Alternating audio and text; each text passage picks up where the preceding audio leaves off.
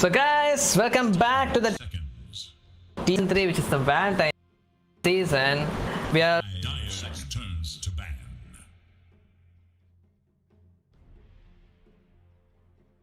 finds us.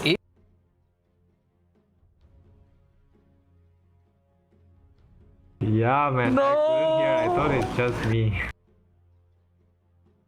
Okay, correct.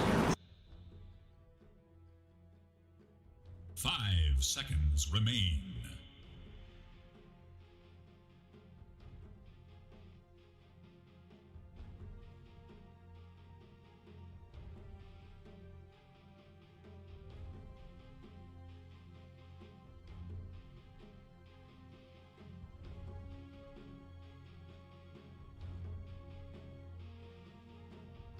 Radiant. Torrex is also former champion. You can call it the local TI, man.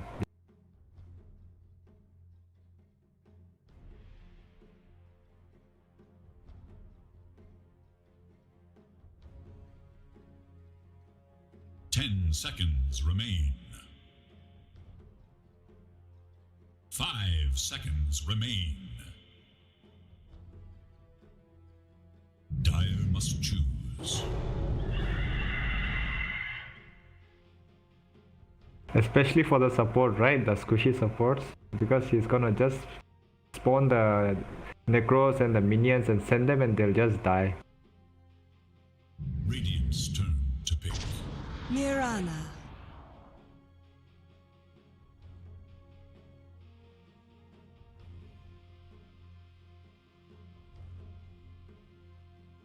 Yup. And I'm seeing this Mirana first pick. I keep seeing this Mirana first pick coming up, man. Like in the last 2 days.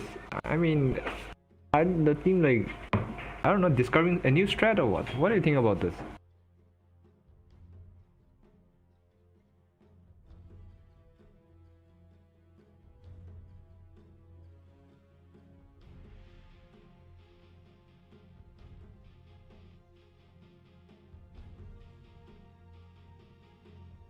Yeah.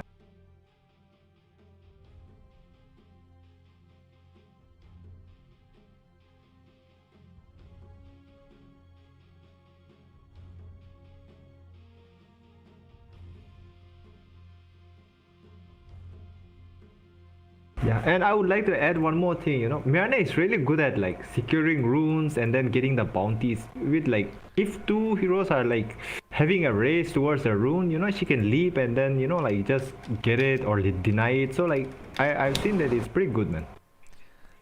Yeah. I think it's just basically the like roaming potential and the fact that you know, she has like heavy nukes and long stuns. So I actually think Mirana is one of the heroes that's good against the Tusk, because you know Tusk likes to punish these heroes that don't have escapes, and like shards plus tag team is basically a free kill on like a hero that doesn't have like mobility. So I feel like Mirana is actually one of those heroes that's good against Tusk.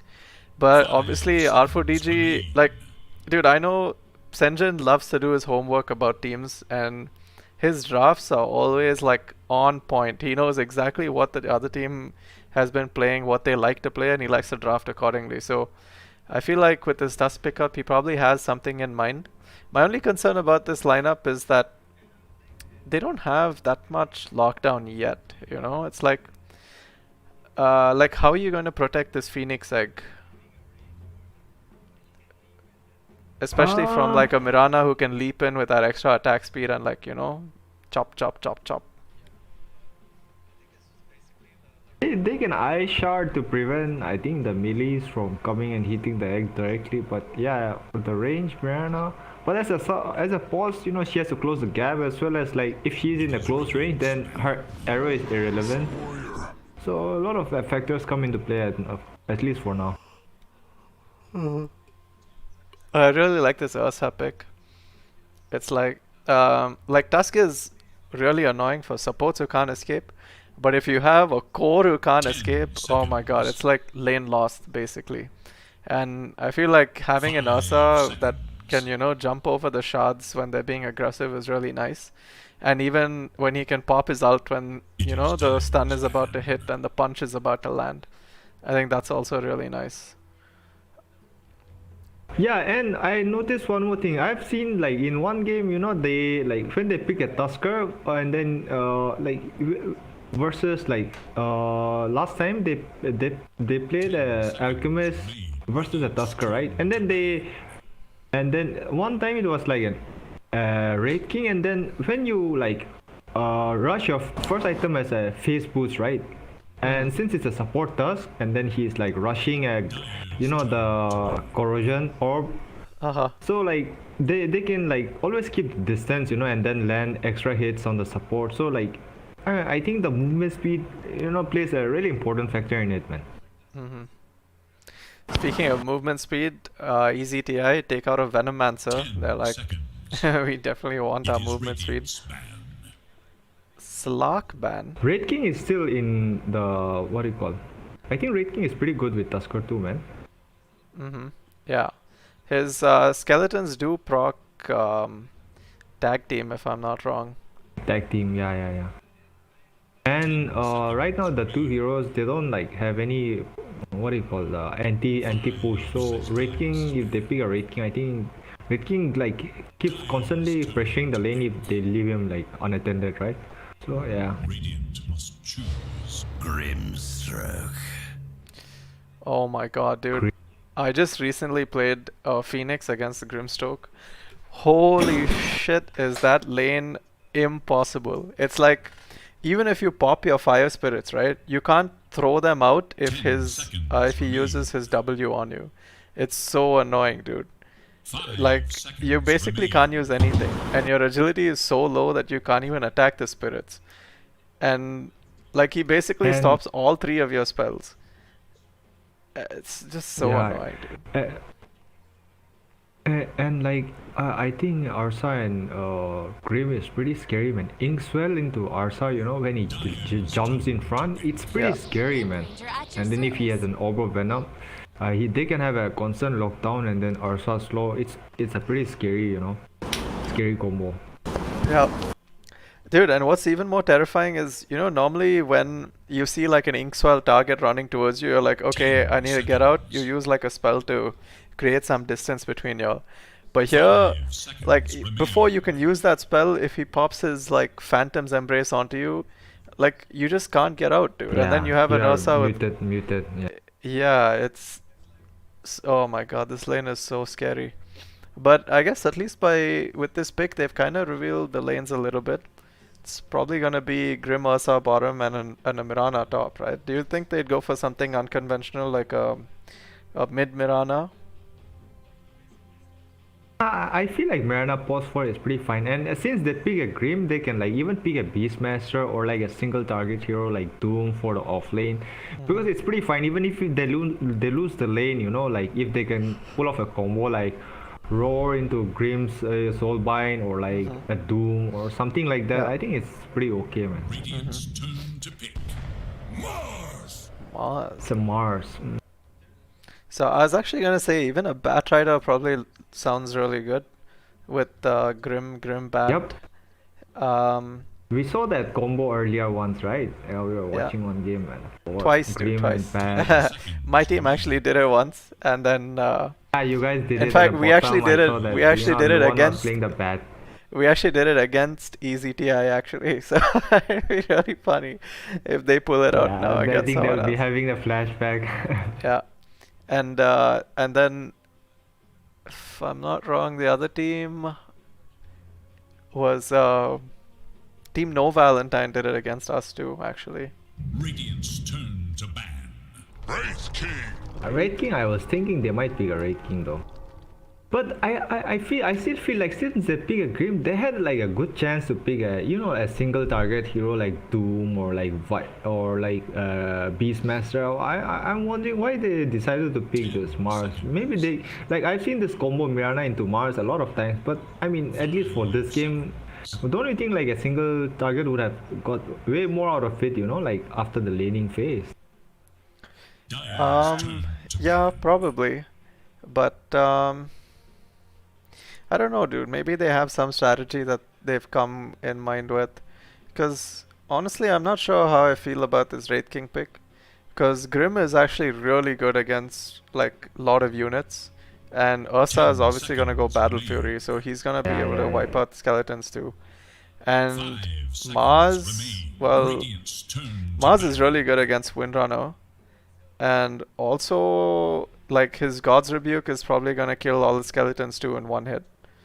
So, I'm not sure about this Wraith King pick, but they probably have something in mind, I hope. 10 seconds. 5 seconds remain. But EZTI seem to be banning... They banned Monkey King. Do you think they're expecting this Wraith King to go offlane? Maybe.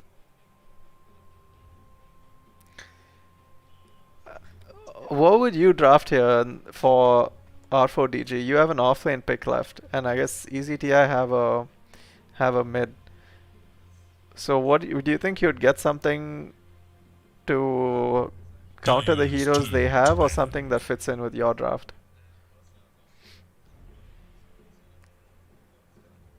I feel like a Tide Hunter is pretty okay, maybe because they already have a range Force 4, so I think.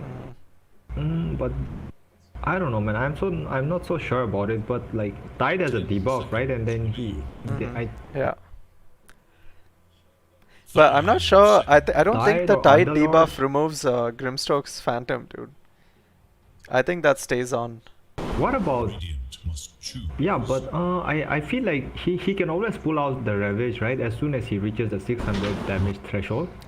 No, dude. The Embrace stays on, I think. So even after, so you don't Kraken Shell the Phantom that Grimstroke puts on you.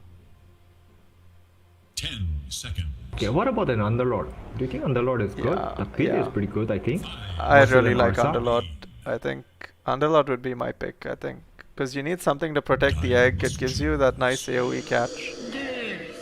DP. They went for a DP, man. Very interesting.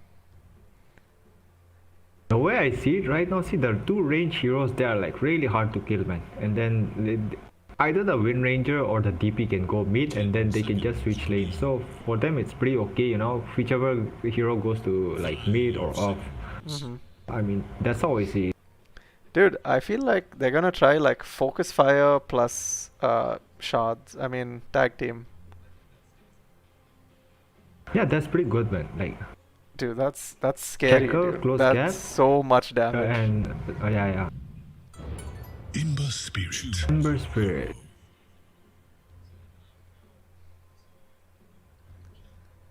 Very interesting.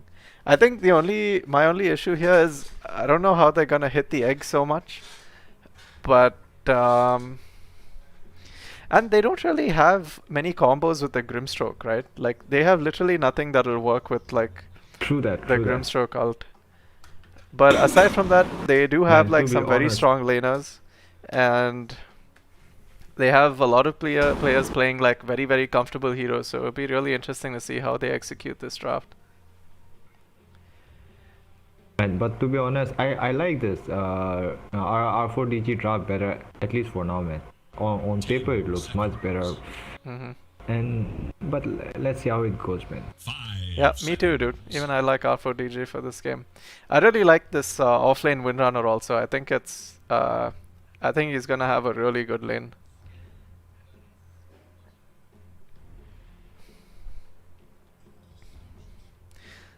Well, boys, I guess that's two casters siding with R4DG.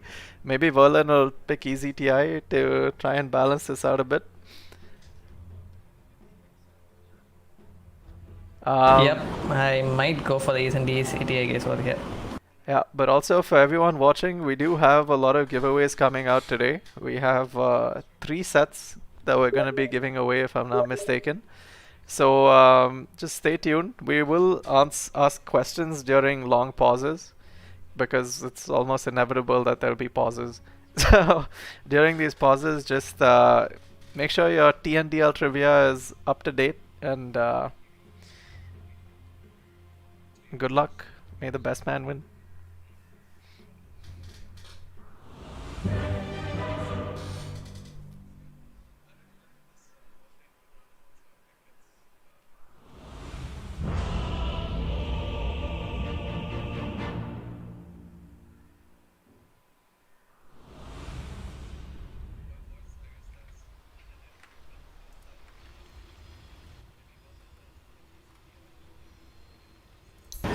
Alright, here we go. Introducing the Radiant team, R4DG.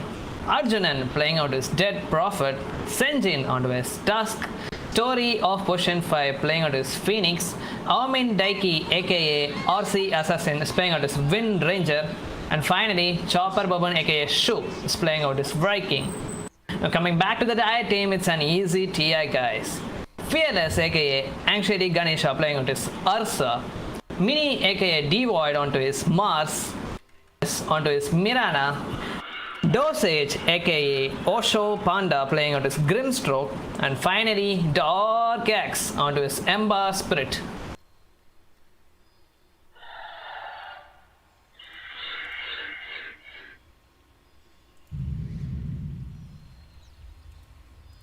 So how is it going, KV? You can hear me, right? Yeah, I can hear you. Okay. My laptop crashed, man. My bad. Yeah, it's I clicked fine. on the headphone. So it's a BO3 series, lots of action coming up, you know. Like this game will be having some supernovas, and there's this arena blood from the Dire team. And lots of combos which they may actually can try to do, you know. Like there's this one cancel combo, like after 13-minute mark, if this Ursa would go for a swift dagger, like the Grimstroke would use his Inkswell onto the Ursa and he would just run down on the enemy units and he would just kill anyone he sees in his sight. And he'll be like getting this incredible movement speed. And I wonder how they gonna even face against it at all. Yeah, that combo can be scary, man. But that means they have to like really snowball, otherwise Ursa is gonna waste his like early goal, you know, like 2k goal on a dagger. So they have to really capitalize on it, otherwise he's gonna fall behind.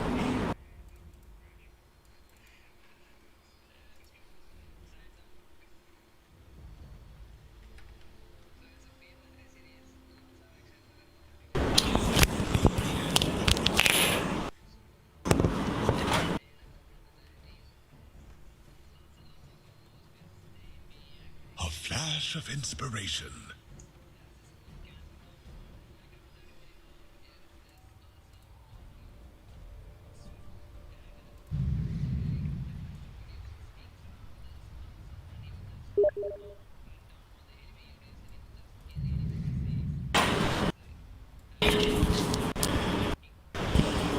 Well, I guess they will be having some good combo with the Moss Spear into the arrow at the off lane, I guess. Not sure like how it's really gonna work. And since this Tusk as a position 4, I wonder if he would be lane swapping with the Phoenix and goes towards a safe lane, since he can handle really well against strength heroes with his tag team. But too many heroes against a Moss, it's not really a good choice to handle either. So we'll play at tic-tac-toe just like the Dark X doing in the mini-map. What do you say about this Blightstone Wind Ranger, man? Blightstone,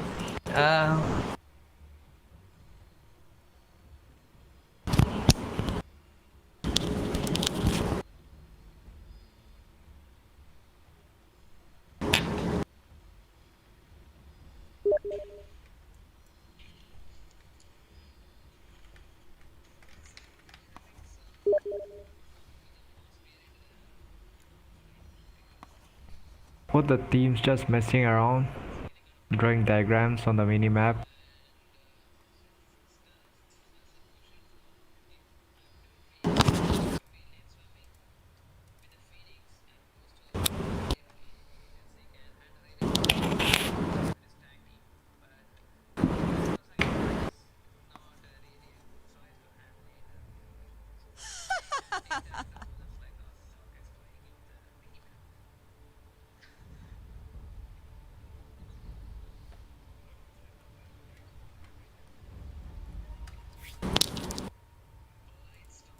A flash of inspiration.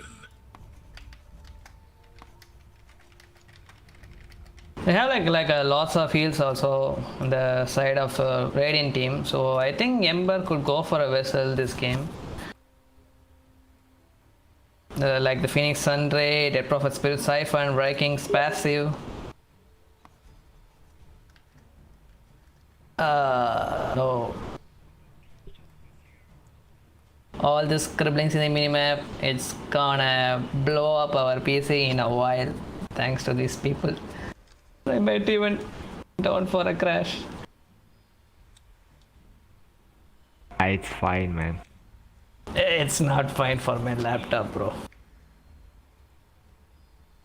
I have to just deal with it because of this downtime right now. Even the players. I know, right? Apparently somebody is AFK right now and they are calling him.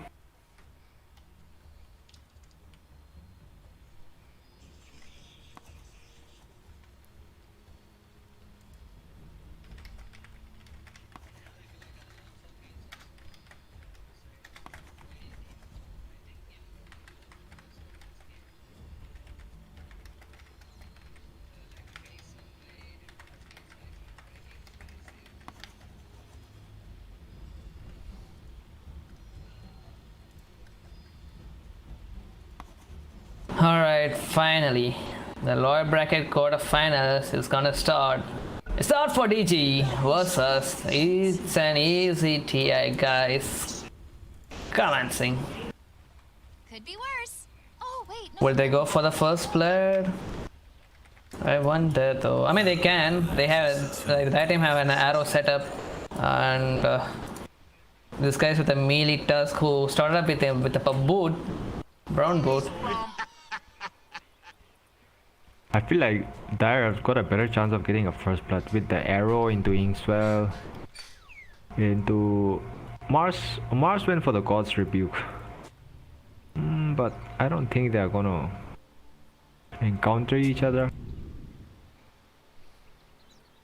Yeah, like for the past few matches, like both the teams has been quite avoiding each other just in this rune time, you know. Like we used to have like they'll be like smoking under this roach pit somewhere over here or towards the bottom where they'll be taking advantage of the high ground, the Radiant team. These things have been stopped for a while. I don't know why. I think it's because the carry they just don't want to die, man. Like at level 1. And another thing is like I like most of the time even in pub I've seen the pulse 4, you know, just walking in the middle to check if the enemy team has got observer, like right, you know, like at bottom, like outside the tower range, and then see if there's an observer. Like both the teams usually do that, right? And then I haven't seen in tourney people doing it, man, to discover the observer if there's one or not. And then most of the time there's an observer there. 30 seconds and counting. Well, even I don't do that. Get out night. Yeah, I think it's more to do with the night time when the game starts. But still, I feel like that, you know, like it's still an advantage if like especially like if a support with post 4, you know, who has a boots, they can do it, I think, safely. I mean, relatively safely, you know. Welcome one and all to the main event. Well, both the teams gonna take 2 rounds each. This observer bottom, man, it's like I don't know how they were able to put it. It's giving so much information. Well, it won't show up the courier, I guess. I mean, it can still see the couriers. I was thinking it's a Wind Ranger mid, but apparently it's a Dead Prophet mid versus. No wonder that Wind Ranger went for a Blightstone, man. Yeah.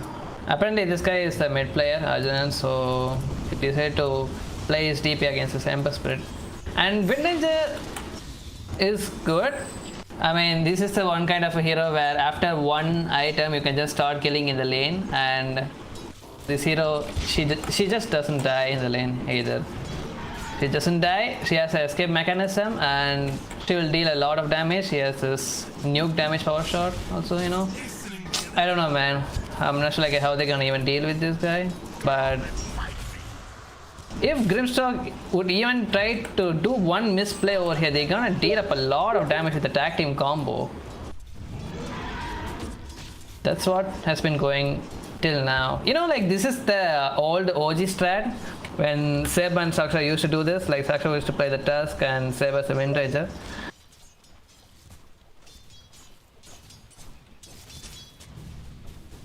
Oh, okay. And for now, DP not gonna go for this full Null Talismans queued up. Like she wants to go for the bottle. Already popping up a Sal.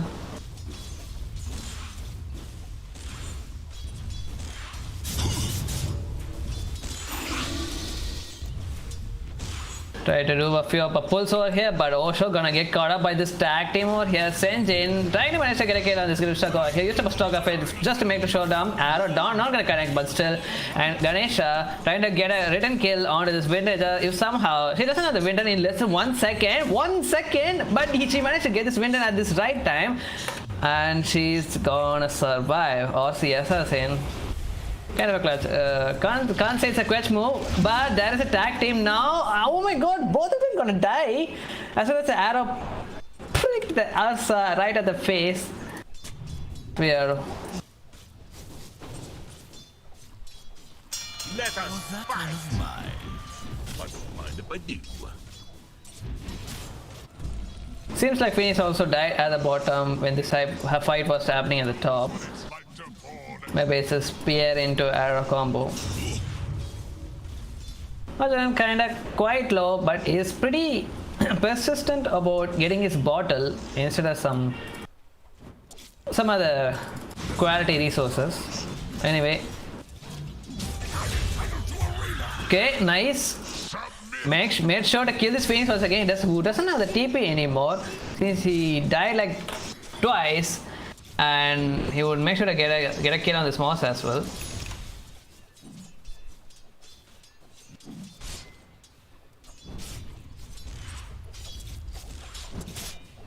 Okay, that 4th minute power run up, almost up in less than 20 seconds. So Mirana looking for a rotation at the mid for this power run, as well as if he can use up an arrow onto this DP.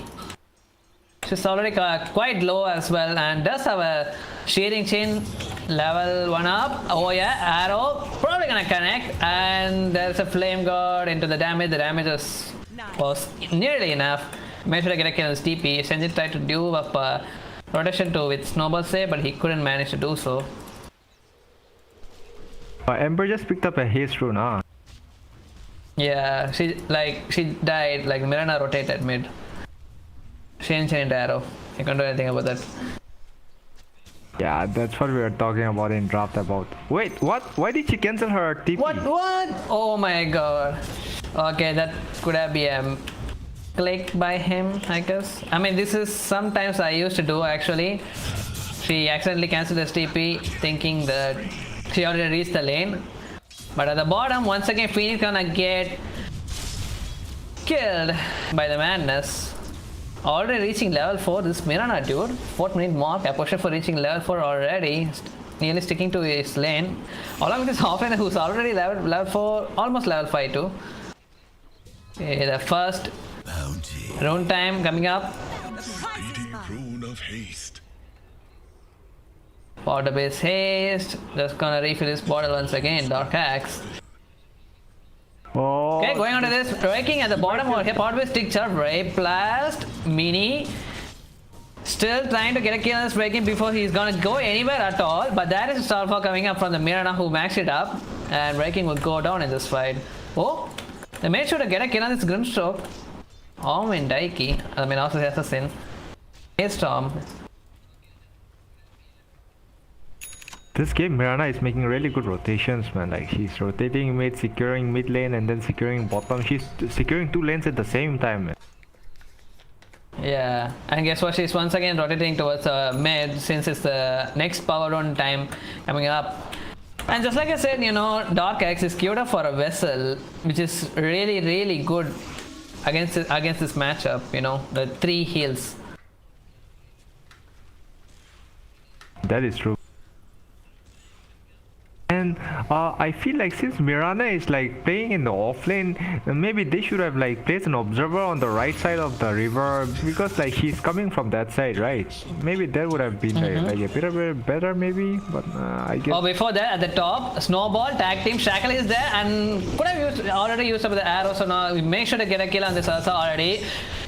A TP coming up on the Dark Axe, aggressive one, Madness, kinda low, he tried to leap away, but not gonna matter, still gonna die.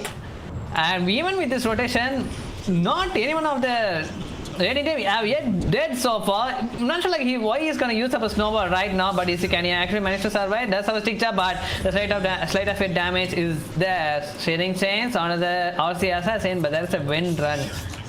But look at the mid, like Arjunan, as soon as Dark X left out the lane, he already possibly excessive and trying to go onto the mid tower over here. And at the bottom, seems like the Mars pot up his arena, but couldn't manage to get a kill on anyone. Died doing that cause. No, that Wind Ranger got way out at top, and she got to kill that Ursa, and then she killed the the Mirana's like dominating streak, and she's almost done with her Mjolnir. I mean Maelstrom, yeah. Like they won't be I mean the at Maelstrom, least. my bad. Okay, so like the breaking his forced to TP top. Does manage to get his level 6 already, but this Mars is just dealing so much damage in the lane. It seems like even these swap lanes also, they're like at the bottom right now. Could have for a Battle Fury. I feel like this game, this Grimstroke is pretty good versus Wind Ranger and this Arrow, oh nicely connected at the bottom. Madness onto the Phoenix over here. Doesn't have a dive. Now he could have for the dive, but the RCS is in there with the TP. Spear managed to connect on the Phoenix, who would end up dying once again. Arrow, oh that's a lot of damage. One more arrow might actually can kill this. Okay, one more fight going on over here. Oshapana got wrecked by the Arjuna over here, but they are gonna get surrounded with this combo. Arrow not gonna connect, but the Searing Chain would be enough with the damage of the spear from the Mars. Arrow once again, Arrow not gonna connect the Mirana. This time she made sure to get away from that.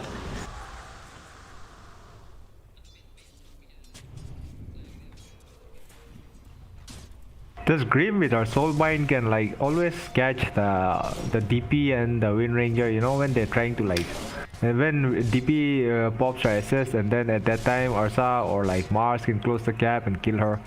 So I think this Grimstroke is still a pretty decent pick versus these two range heroes, man. Like if the Phoenix gets okay, once again the awful combo, but this time not gonna connect since the Searing Chain was level 2, but still he managed to survive. Even the Phoenix was there to help him. But you know, like KV, if the Phoenix get caught up by the Soulbind, can he still pop up his egg, the Supernova? I mean, because the silence. Like if he's not silenced, I think he can. The thing is, in this game, if DP or like or Wind Ranger they get like Soulbind along with another hero, then Wind Ranger she cannot escape with her Wind Run too, you know. So they'll eventually get right clicked to death by the Ursa or maybe the Mars. So they have to be really careful, man. Well, the MLS popped up by the Madness, but looked up for some kill, but there is a Searing Chain on one charge. Arjuna kind of getting super low, double Spell Siphon under 2% over here. So I'm trying to manage to survive, but the arrow, oh my god, the auto dodge by this guy. The spear managed to secure the room for the Darkest at the very least, but one more likely would do the trick. But now he popped up his arena, managed to get a kill onto this Tusk, who brilliantly popped up his stick charge, but still not gonna die. So it doesn't have snowball, which is in 10 seconds cooldown. Yeah, Phoenix died in that fight. That DP dodged every spell, the arrow, everything, but there were just too many people there, man. So she got outnumbered. Otherwise, I mean, the way her like her movement was pretty good.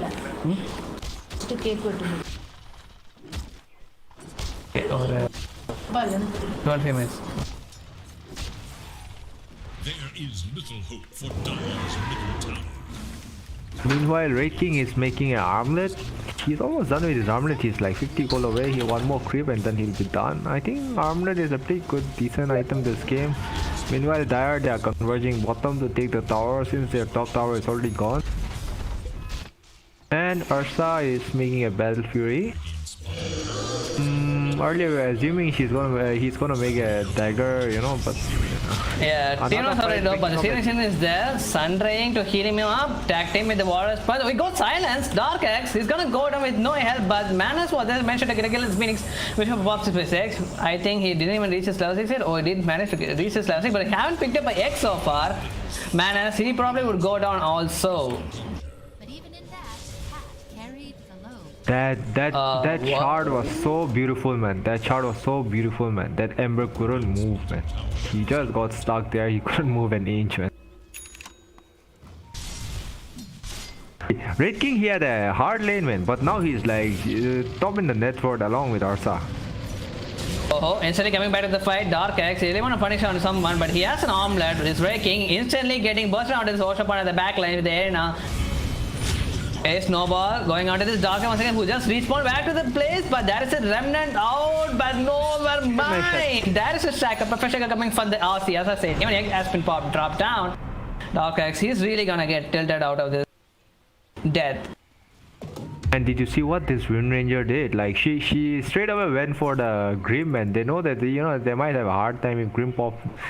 Like she just went for the easier target, and then that Mars used the arena, but she was just outside, and then she just walked through it, man. That was really funny to see though.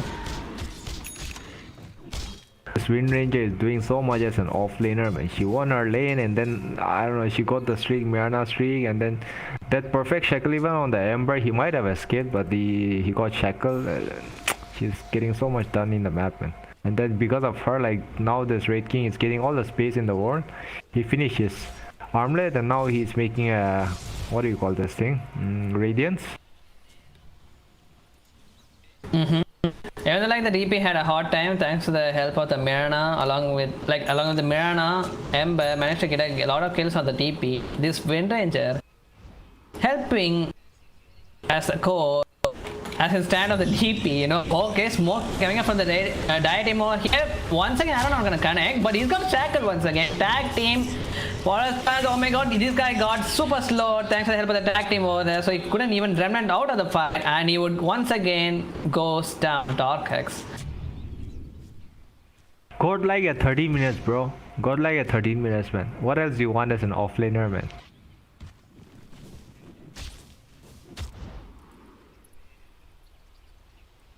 These 3 days, it happened like the same thing, you know. It's the same thing repeated like 3 times, so I'm not sure like how this is really gonna affect his form a lot. I mean, he did manage to get his vessel, but where's the charges? That's what I'm talking about. Yep, and you know, like at bottom, I think they couldn't like execute that combo, man. You know, like I don't know, that Ember, he used his like steering chains, and then Mirana arrow didn't come on time, and then Wind Ranger just shackled that Ember, man. MLS trying to TP back to the base. Not gonna get caught. Mirana, man, so close to dying just now. Their middle tower.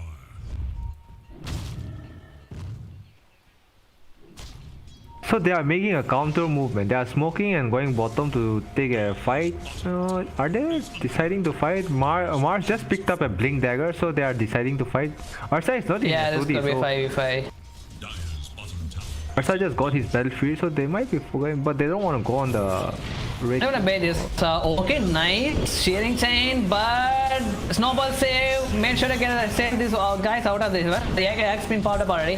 Oshangana got deleted into this fight. Even Arjun gone down. An egg. It's not gonna be withstand against the Ursa's might, but Tusk, he got vesseled up. Oh, shackle once again. Ember is gonna get the space of the Wrath of the Wind Ranger once again into this fight. It's a 4th time in a row who's getting killed up by a shackle, and Mini gonna get chased out by the chopper. Arrow made sure to slow him down, but he's still gonna go down over here. Mar triple kill onto the Aussie assassin. What a really beautiful performance coming in by him. You can actually run down onto this Mirana also if you can. Arrow not gonna connect. That was such a beautiful shackle, man. That Ember, he was trying to escape with his remnant, but I mean, he just got shackled here, man. Who would have expected that, man? There was just one single tree. He's sharing chains. He missed it. He has to be careful. He shouldn't get shackled. The prize is I mean, this Ember has died so many times to a Shackle, so right now he has to be extra careful with Wind Ranger, man. I mean, he can even queue up for a BKB or a Linking after seeing this frustrating move from the Wind Ranger every single time the team fights. But he queued up for a Maelstrom. I think he'll be fine. And this Wind Ranger, man, she's like so fat right now. She's making a BKB next item.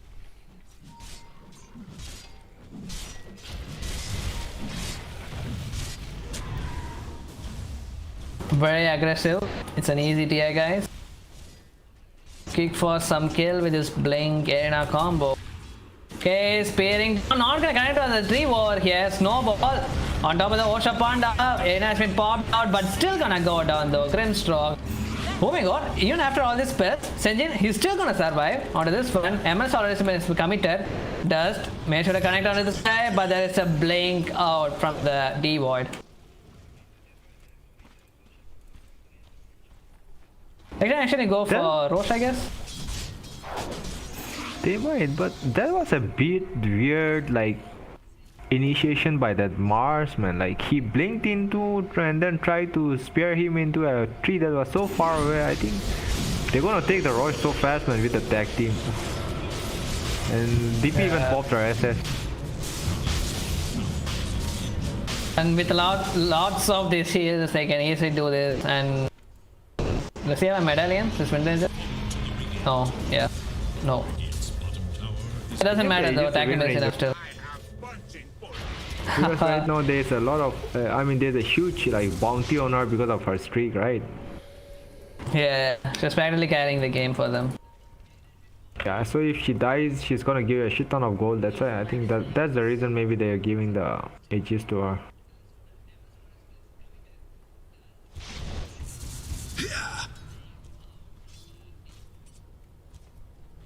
I saw he finished his Battlefield and then he's making a basher, so he's like relying on his other heroes to, you know, like enable him. Meanwhile, this Mars, he's not going for a BKB. Next item he's giving a use after a dagger. What do you think about that? I mean, this is an item which they usually goes for the smalls these days. I mean, you can easily catch up onto this Wind Runner before he finishes up his BKB, that is what we are talking about. Well, let's see how it's gonna work. I don't know, I mean, man. it's easy to catch up now. No, I feel like by the time he finishes use, Wind Ranger is gonna have her BKB. So, and if like he gets a use, he isn't that tanky, you know, like he seems to be right now. Because first of all, he might just get caught. No. Yeah, I mean, the often works is to farm in the hot camp, but this is way too much of a harder camp, I guess. Is playing super risky. T-Void. And you wanna know something? This Phoenix, he's like playing without the boots at like 20 minutes, almost 20 minutes, man. I mean, he doesn't give a care, man. He is playing without the boots and he's rushing a vessel. Yeah. It's a Potion 5 Phoenix, but still, why not with the boot? Why not with the Tranquil boots, man? Like every time he use up a spell, no, he's gonna lose a little bit of his HP, and the Tranquil boots would help him a lot with that. Yeah, and still, okay. she's just playing from behind, and then I think she's relying on her, like for initiation, she's just relying on her dive, you know, like her dive. So maybe that's why they didn't go for a boost. But I mean, for me, it's like a bit weird seeing a Phoenix without the boots at like 20 minutes.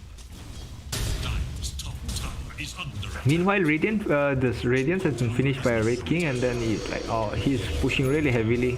I mean, I don't think they even needed the DP's Exorcism to kill the tower, but she still popped it, so I guess. Yeah, even if they try to go on different onto the Theater Tower, it's not gonna even, you know, stay alive anymore. I don't even think that DP's SS was necessary to take this tower, man. I mean, she had the Arcane Door, so why not? That's also true. Make the most out of it.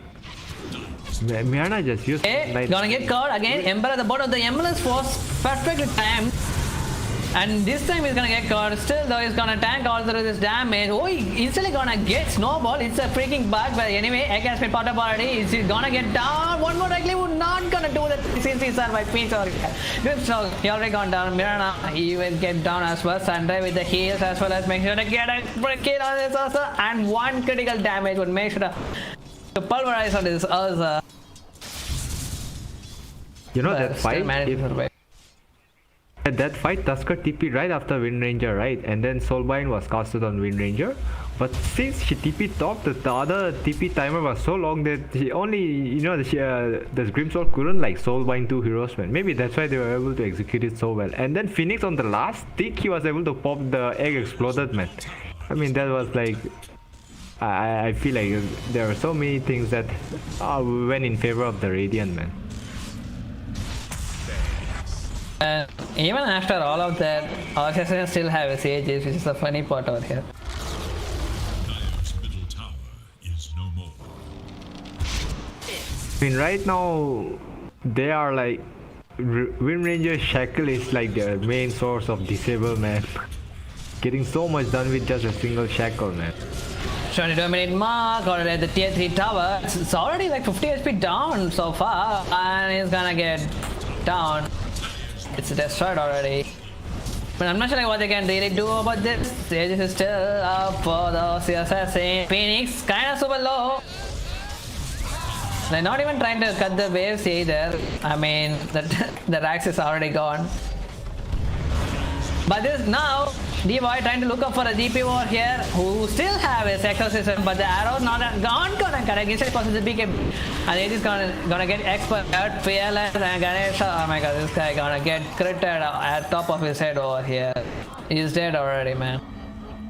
3 man gone down for the easy tier guys, and are they gonna look up for another tower at the top? Okay. They're gonna fake back, I guess. Okay, Searing Chains, light up chain, and Snowball going onto this Ember over here, but he doesn't have anything to catch up this onto this guy who kind of overcome him at like D-Boy. Already super low. Egg near the tier 4 towers, no one's gonna break it either, so he's just gonna get back. Ambulance has been committed, man. Now he has to use, he can use the use of the arrow combo and even the spear. But make sure to get a kill at least on the Phoenix, while the rest of the teammates would eventually get back to a safety spot. I mean, they got the objective.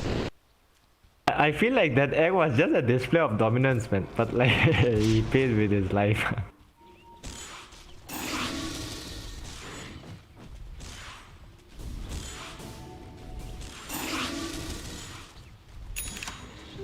Sneak attack? What for?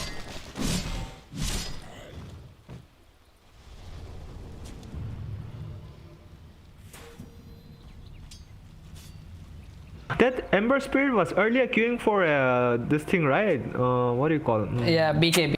Yeah. And now he's Even- making an axe. What do you think about that? Spicy.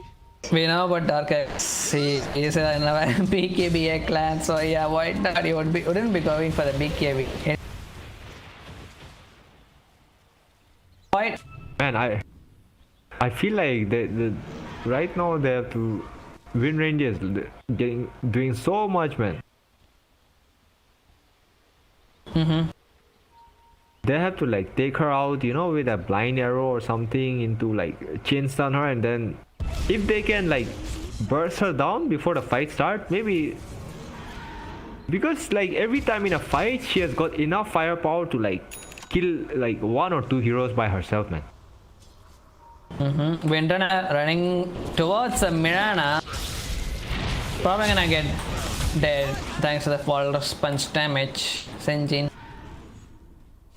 Her shackles are so on point, man. Every time she throws a shackle, you know, like there's a chance, 90% chance that it's gonna land, and then it's gonna land a kill, you know. Yeah. Deadly shackle hero, man. Okay. Abyssal Blade picked up by the Ursa.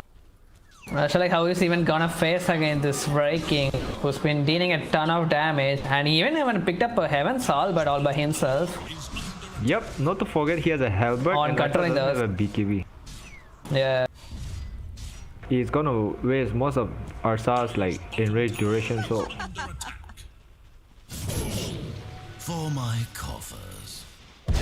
meanwhile Mars he was trying to go for a use, but now he is like trying to make a BKB. He has like given up on trying to make a use, and they're realizing how important it is for them to have BKB by now, because they are like just knocking on their high ground and then they can't get them because they're all magical AoE and stuff getting disabled. Yeah, and just like you said earlier, no, it's about when before it finishes up with BK. Oh, Aaron gonna connect onto this. Oh, but nice globals are coming up with the change and making sure to help this Arjun wall. Yeah, and making sure that instantly kill up the Ember Spirit with the wall expansion onto his knuckles.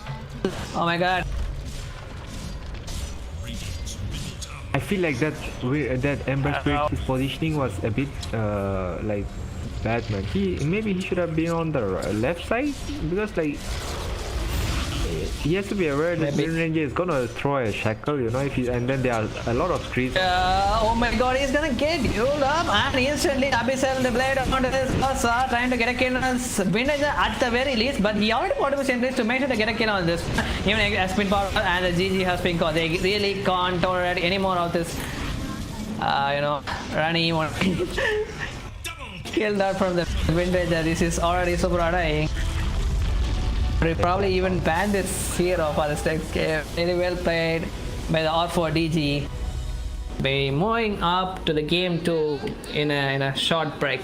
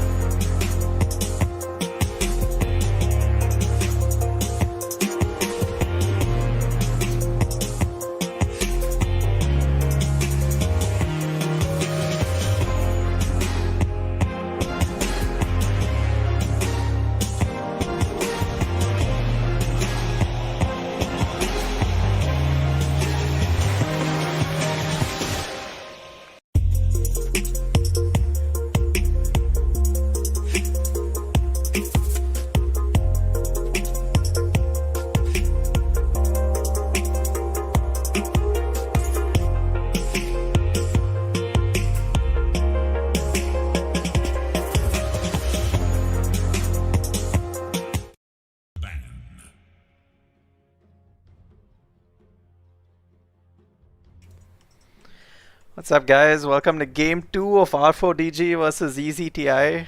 Seems like the teams normally get 15 minutes of break, but they really wanted to get back into it. EZTI have chosen first pick this time, and R4DG have wanted Radiant again for this game. EZTI had lost the first game, so they get preference in the second match, and they have chosen for first pick. So probably have some draft that they have in mind. Probably want to get one of those OP heroes, a Slada ban, which is a little new. Maybe they're gonna try and get like an early carry that can wreck this game. Maybe an AM pick coming out. There is a Puck and a Slada ban first phase. 10 seconds remain. 5 seconds.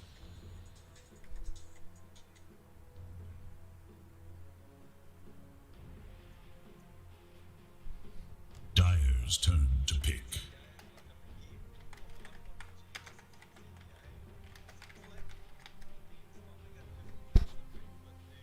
Radiant's turn to pick. Treant Protector.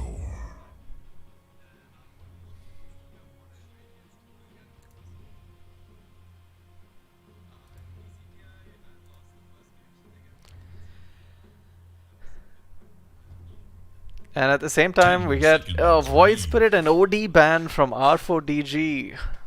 So, I mean, I guess OD is like a very meta ban right now, so is Void Spirit. Treant Protector is a first pick for EZTI. This is a bit unusual, but it is Grizzly's patented post 5 hero. He did make a lot of plays in the last tournament with his Treant Protector, earning them the first spot. Although in this tournament he is fighting for survival in this game too. So they're gonna pull out his, you know, patented Treant to try to keep their TNDL hopes alive. R4DG taking some time to respond to this. Dyer's turn to pick. And they're gonna go with the Phoenix again. I mean, I like it, dude. It worked last time, why not do it again this time? Phoenix, obviously a really good lane winner and really annoying to deal with in team fights because you have to prioritize that egg. EZTI picking up the Mirana again. He did do a lot of work in the early game last time. Madness on his Mirana. Yeah, secured the mid and off lane. Yeah, dude, he did so much work in the last game, and it is really good against the egg once again with the leap attack speed that'll help you kill it. And this time, at least when they're trying to kill it, they do have like a counterplay with the Treant ult also. So it will be nice to see. I think we're gonna get these really like chaotic team fights, which will be so much fun to watch. So I was thinking, like last time when they pick a Grim, they didn't have like any hero that synergizes well with that Grim stroke, right? So maybe do you think like that was like a bit of a downfall for them, because like the Soulbind didn't seem to be like so impactful last game, right? Yeah, I feel like they didn't they picked the Grim because it's a strong hero right now, but I feel like they didn't really pick any draft that enables the Grim that much. And yeah, basically the Soulbind was just a mobility control kind of thing last game. But when both those heroes that are soulbound are running at you, it doesn't really make much of a difference, you know. 5 seconds. Yeah, like a Soulbind with like a stun is pretty good, man. It doesn't have to be like a rock solid stun, but any stun I think is pretty decent. Like even a lion finger or like I don't know, man, like shackle, even a Rasta shackle. I don't know, man, but like anything, you know, like single target is pretty good with a Soulbind, I think. 10 seconds remain. Yeah, dude, for sure. Dyer's Rasta is definitely very good. Hello. So they banned the Slada. What do you think they're planning, man? Like I think they're gonna pick a melee core, you know, like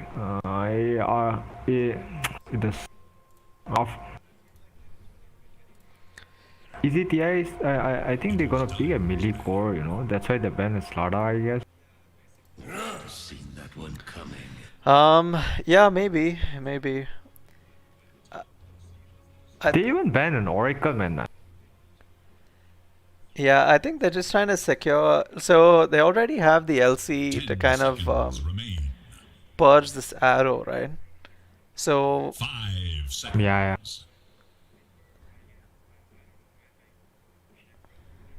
Not to forget this LC, you know, the purge, it can even purge the overgrowth, right? Like, if you press it, like, after Trent uses his overgrowth. So I think it's a good pick, man. Turn to ban. yeah, the LC is definitely very good.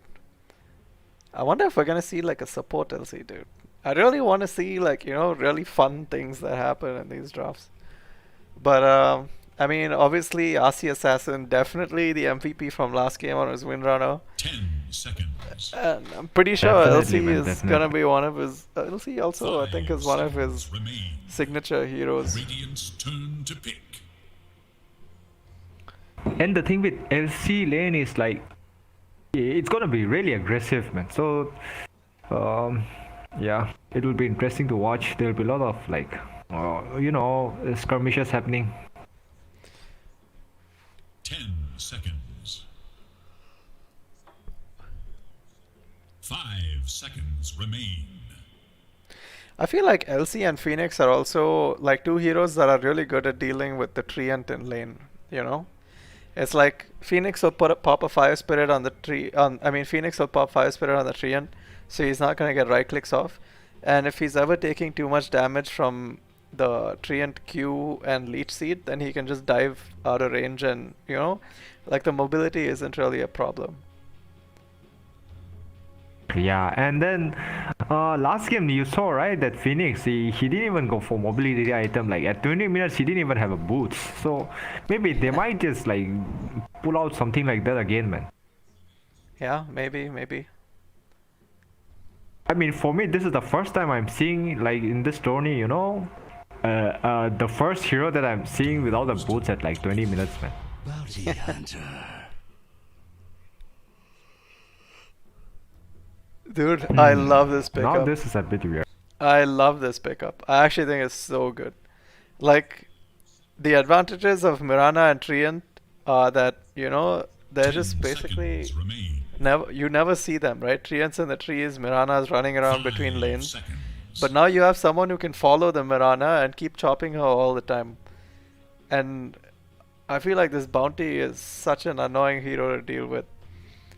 And so good against the Mirana and Tree. I feel like I really like R4DG's drafts, dude. I feel like, you know, they come in with solid strategies in mind and adapt really well to the other picks also.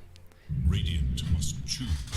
Yeah, and their picks, they're not afraid to like, you know, just be like, oh, the enemy picked this, we have to counter, you know. They are like, I think last game also they picked their comfort heroes because the way they were playing it, man, they were so comfortable with what they are picking, and then even the item choices. It's not like, 10 seconds remain. yeah. So I guess, Yeah, and this bounty, man, into Sand King.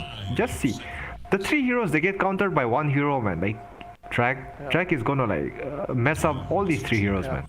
it's like all their biggest advantages are the invisibility, right? Or like the mobility, which is gonna be taken away by this bounties track. So I think really nice pickup by R4DG. I guess the only problem though is that they are lacking catch. Like right now the only catch they have is an LC duel and a monkey stun, which is like nothing. But they do have, but again, all these heroes can keep running and keep up with you, so it's not exactly a problem that they don't have that much catch, right? So I think we're gonna see a lot of like running around this map, a lot of like long fights that have like, you know, chases across the map. The troll pickup is really nice though. I like the troll 10 against seconds. Phoenix, Legion, Bounty. I feel like it's good against all these heroes, 5 and Monkey also. seconds remain.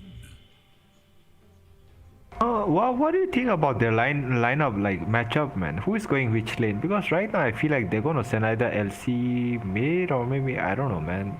One of them at least needs some levels, you know, like. I think it's just gonna be LC Bounty offlane, Phoenix Monkey safe. But I think they might flex the Monkey depending on what ECT I pick for mid. I feel like R4DG, I kind of like baiting an Ember pick maybe, because I think the only Ember has been banned. Ember has been banned. oh, it's been banned. Okay, but like the only hero left, I mean the only player whose hero is left is Dark-X, and out of his hero pool, Invoker is gone, Morphling is gone, OD is gone, Void Spirit's gone, and Ember is also gone. I'm not sure how many heroes he has left, dude. The thing is, he plays a few heroes, but he plays them really, really well. And now with the Kunkka ban, I assume they're trying to get something that can't survive a lot of like harass in mid lane. Dire must choose. Radiant's turn to pick. Queen of Queen of Pain. I guess Queen of Pain is an okay pick because she has got a lot of AoE burst, and then they've got SK and Trend Overgrowth, you know, to like have lockdowns where she can like angle and then Sonic Wave, you know, like 2-3 years at the same time. Yeah. Remain. And she has got an escape too, so I guess it's fine. Yeah.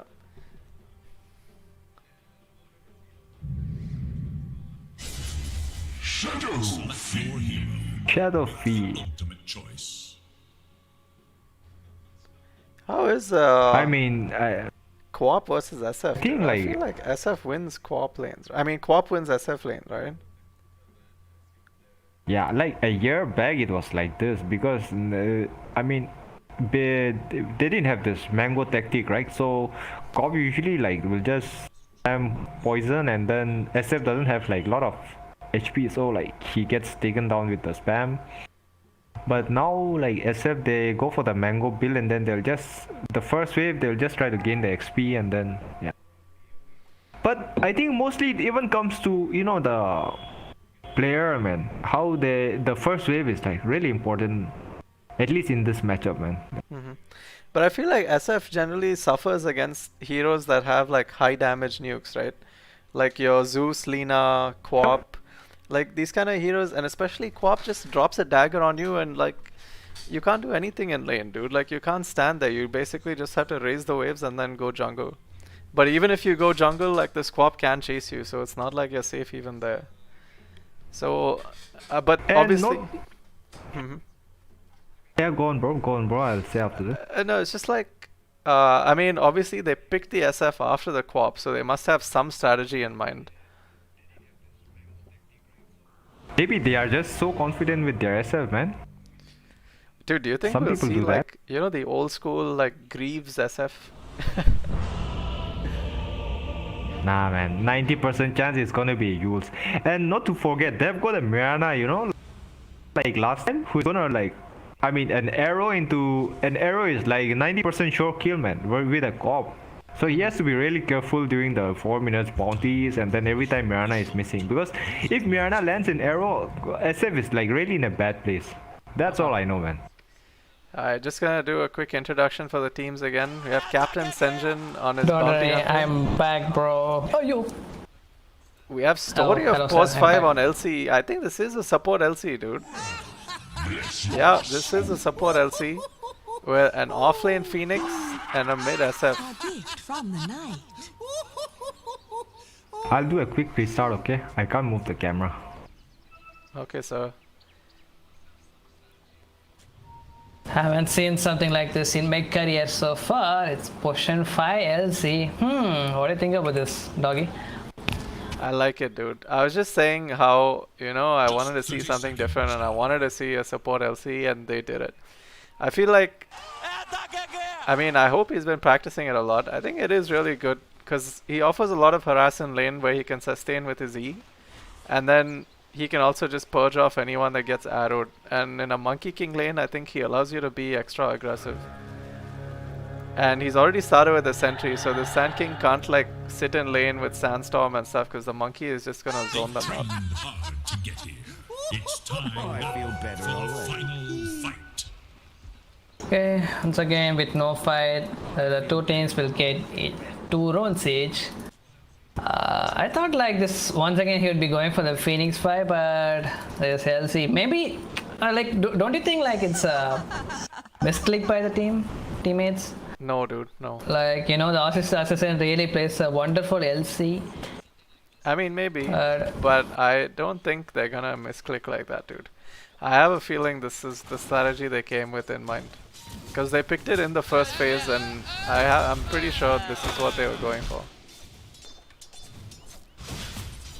And nevertheless, Phoenix can really deal a ton of damage against a Trend Protector if he's gonna face against that lane, and exactly that's what he's actually doing right now. And they're up against the Troll Warlord also, which is an ultimate counter against the Phoenix when he pops up his ult to break the egg. But Osho is kind of low already at the top right now, with Senjin as the bounty hunter. Starting up with a boot once again. Yep. I'd also like to give a shout out to Credo Fiend and his patented SF cosmetic, which he's now popularized enough that Arjunan has also used the same thing. Once voted to be the worst set on SF, is now coming back into popularity through irony.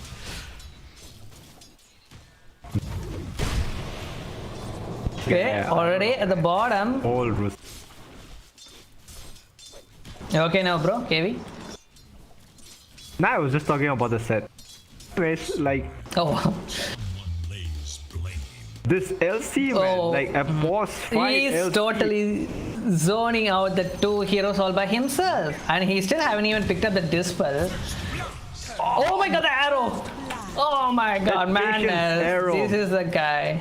Yeah, this is the guy who played 900 games on this Mirana and made sure to get a first blood on his LC. It's an easy attack, guys. We'll secure that right now. I mean, he wanted to show that, hey, you are crossing a boundary. You think you can like harass two of us all by yourself? Paid his price, man. That was the first blood too. So, I guess they are happy with that trade. Oh, what? We were talking about an SF. Yeah, we were talking about an SF winning over the QOP lane, but look at what Darkx giving us a surprising kill over to the SF. Hello, sir. Nobody said SF wins the co-op lane. Everyone thinks co-op wins SF lane. Oh, we were talking the opposite. But anyways, What? Look at this really? noob caster, dude. Wait. Doesn't even know matchups. What?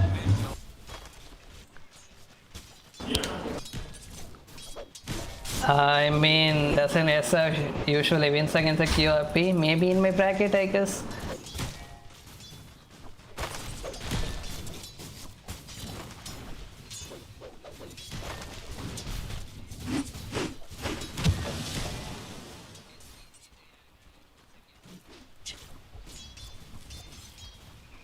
I think it's about time that I prove KDWAG that he is wrong in this thing. I will play him 1v1 as a SF against his squad later on, and we'll talk about this game right now.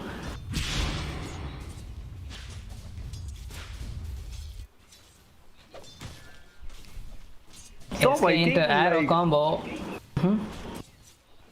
I feel like top Yeah, Phoenix is getting a pretty comfortable lane because the lane, the way it's like shoved right now, it's like he's farming safely.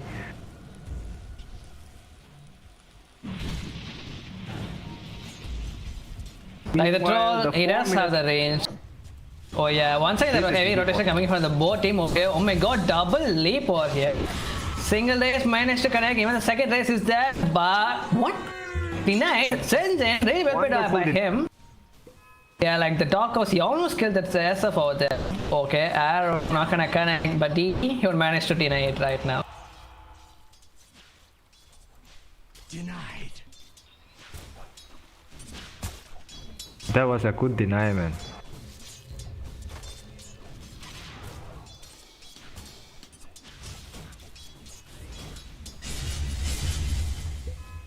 I mean, even if SF loses the mid lane, like if support can like have a bit of like stacks for him, he can still easily catch up, you know.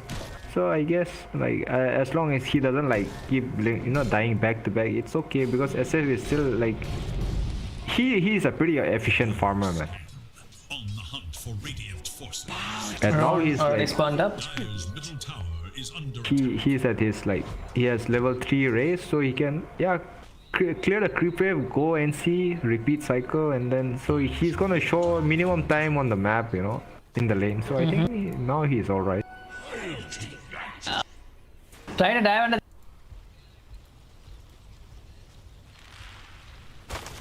It's not gonna go into this finish quite yet, I guess. Okay.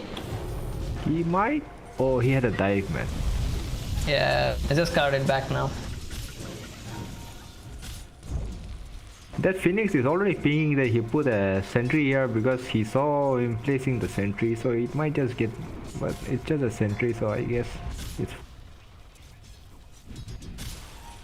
Man, this Mirana, he's kinda annoying. Like every power on, for every power on, he comes and secure this. Or the dark egg. I mean, last time it was the other thing around, but now it's a region down. He can borrow it up. Dark eggs. And the Scorp, is like maxing her poison, you know, to harass it. If like SF gets 2 poison, he's already gonna be like at around 10-15% HP. So it's like pretty good versus this SF, but at the same time it forces him to stay in lane, you know, to secure every last hit. So it's a bit riskier for him, I guess, but at the same time, like it helps him secure the lane better, you know. Try to line up an arrow on the SF, which we were talking about, but not gonna connect.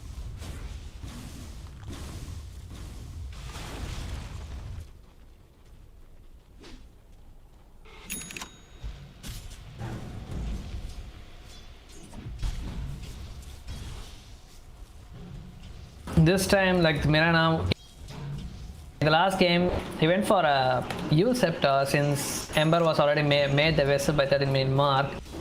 And Phoenix already reached up to this level. See, support time he can actually dive onto this whole wall a lot before he reaches.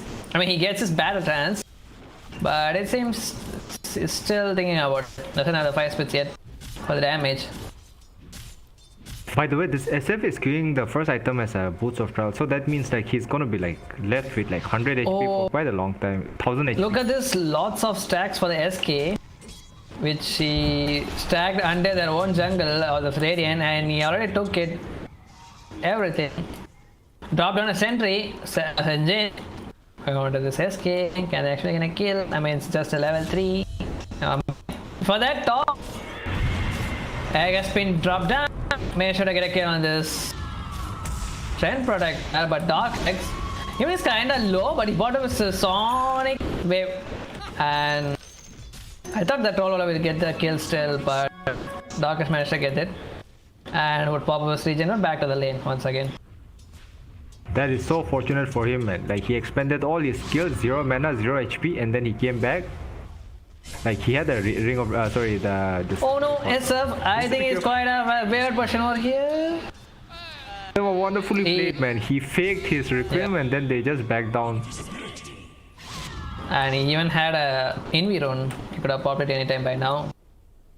Yeah, and then this SF, he got a trusty shovel, so I think it's pretty good on him because like he's just intending to farm for now, and then trusty shovel from time to time it will keep giving him what do you call that thing, bounty rune. So yeah, I guess, and then he just needs constant mana refill, mana and HP refill.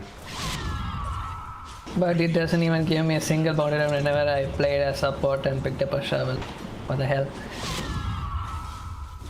I mean, You only give him a saldo and a freaking creep.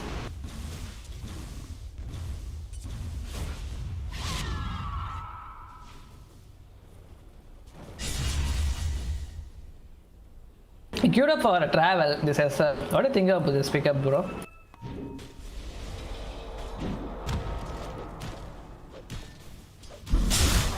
Okay, kinda low. Picked up a veil of discord there, and arrows been connected on this. Oh my god, MK before that got his Ring of Mastery back and bonus strike this Mirana to the dead. Still kind of super low. The dispel coming up from the Legion Commander. Press the attack, and they're just gonna retreat. To have his bonus strike in less than 4 seconds if we want to heal up, and he would use it right now. actually I like the fact that SF is now like queuing up a Yules instead of a Boots of Trial, because like if he went for a Yule for a Boots of Trial first, it would have like really like delayed his like initiating power, man. Oh, there's a regen rune, and then the scope. So fortunate, man. Every time there's a regen, she's gonna go pick it. For Dire's Yeah. Radiant's top tower is in Second regen rune, man. She managed to walk it and take it this time though. And thanks to that, Bounty Senjin came made to will. refill his pop. Yeah. Meanwhile, Troll is going for a Battle Fury. He has a Preservance on Power Trade stun. And what is MK going? Even MK is going for a Battle Fury. I think they are on the same page. Yep, they are really close to each other in terms of net worth. Yeah, they can actually try to get a kill on this troll or wall over here, I guess. Shadows take us. But not gonna die for now. The living up. bottom tower is under attack. Moonlight, they are trying to make something happen bottom.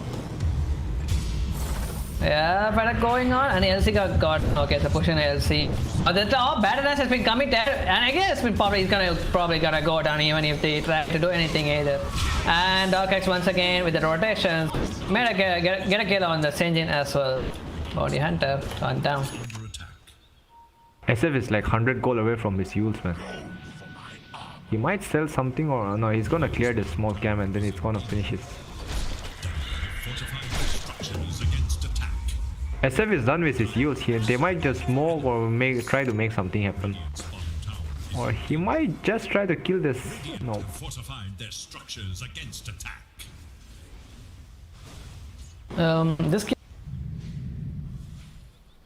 On the bottom, Phoenix just now TP'd back to the bottom, doesn't have a X, and instead to try to help him out, but Sunday, he almost tried to go into the trees over here. It's not he stopped it a little further back, but Fearless kind of super low, SK dead. Does not have This SS. fight was like everyone is super low, even Arjun is coming into this fight over here, and the race would connect onto this tall warlord to make sure to get a kill onto the score, Arjunan. I mean, they overextended, man. And they tried to almost dive that Phoenix, you know, while Troll didn't have any SS.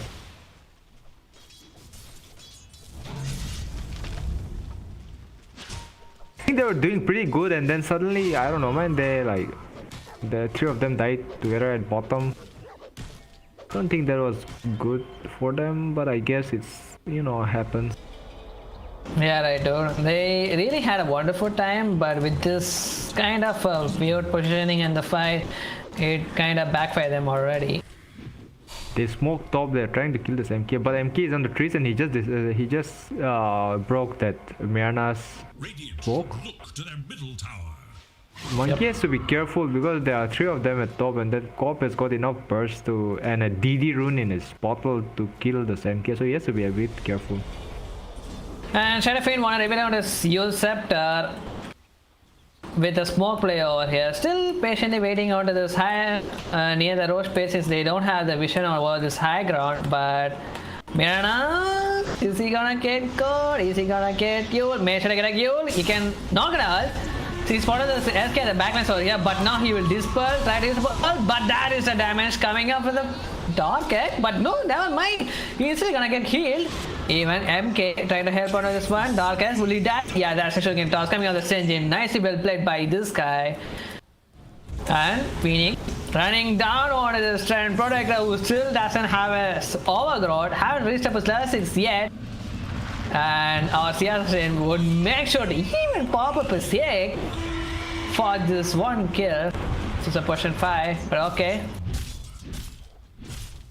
That fight, SF would have definitely died if not for that LC's press to attack, man. It debuffed that WK's what do you call Will of Discord and Cop's what do you call the Shadow Strike.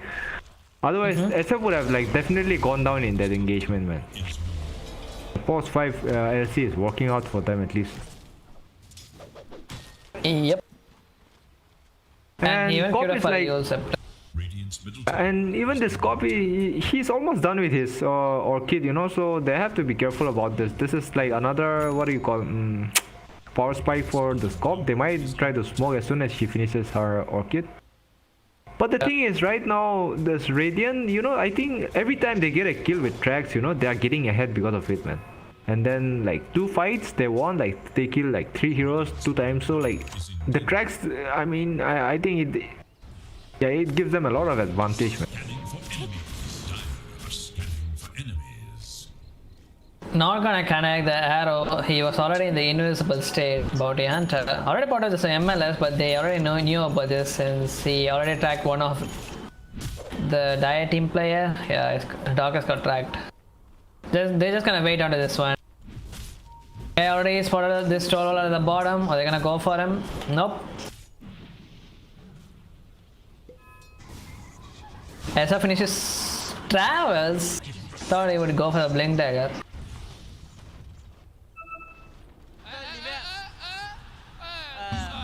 I guess Travels is alright this game because like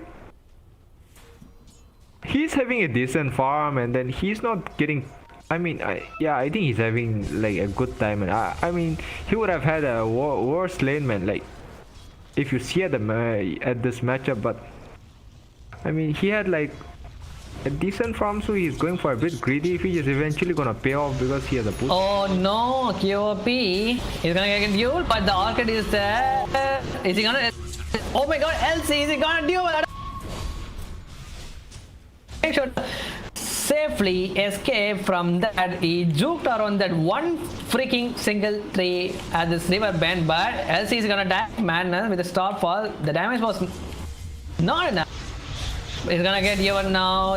Oh my god, D-Boy, he couldn't use up the episode as right as he wanna save his teammate for him, but he's eventually gonna die either way. And SF, he would get melted right after the episode has been popped up by the Side King. Dogcat still gonna survive on this one, but Phoenix, the Spirit's not gonna connect. The bonus would make sure to help his teammate over here, but even MK coming back to the fight. Bonus tech already popped out before he gets his big jingle match team, but Troll, he wanna try to get a kill, but he only popped to Minsif, who's gonna get. Oh my god, I haven't even seen this at all, but the example powder is gonna still survive and the Troll would go down. Did he solve Minsif, Kevin? Yep, he like dodged it, and then that Troll, you know, like Troll was targeting him and then he dodged it, and then Troll started using his SS on the Bounty Hunter. Bounty Hunter paid his price, but eventually, you know, it was like better for the this thing, MK. That was a mind-blowing technique. I mean, I never knew that this could happen. Like to the battle trance, I thought he would still continuously hit that MK, but instead he just completely avoided him as soon as he popped up his mischief. That's really weird. Okay. At bottom, you know, this SF when he got silenced, that LC, his like press the attack was like 1 second CD, man. Otherwise, if that they were able to use the SF, I think, yeah, they would have convincingly won that fight, man. But, you know, Dota is all about those split second timing. Radiant should look to their middle tower. Troll Waller finished up his very peacefully farming at the bottom for now, but Arjunan looking for a kill war at the bottom. He already spotted on this Troll Waller, just lurking around the shadows. Shadow Fiend, is he gonna go for him yet? But his team looking for the Troll Waller. But just gonna TP back somewhere. Okay, the mid. There is little. Just gonna go and get this tier 1 tower. Dire structures are fortified. Radiant structures are fortified. They are smoke. Oh, and SK they are going high ground. yeah, but the SK is at the perfect spot, but still Arjuna gonna took the initiative over here, the Dark Cave with the save, but instant dispel, press the attack coming up for the LC to save this SF over here, but they still managed to retreat onto this fight somehow. Dust gonna pop up at the bottom, but Troll not gonna get caught, just gonna run back, or TP somewhere, but his TP is still in CD. That Orchid, man, the ultimate combo breaker. SF can't get enough, man. He keeps getting like, I don't know, interrupted when he's trying to combo, you know, the use combo. But this time he's gonna get caught by the Starisakema, so and this time no one's gonna help this Marana. Maybe he wanted to like give the track goal, but like Mirana would have left, so yeah, he didn't like wait for the track. He just like used his range. Sad. Meanwhile, SF, the SK has a dagger, so now they have to be like extra careful. If 2-3 heroes get caught together, it's gonna be they're gonna like into like cop. Yeah. Oh, her invi broke because there was a sentry there, man. She was invi and then she was trying to scout there. even the last one. Okay, oh god, has been committed. Just one and you got this MK as fast as possible. And that is the every single damage coming from the right team over here.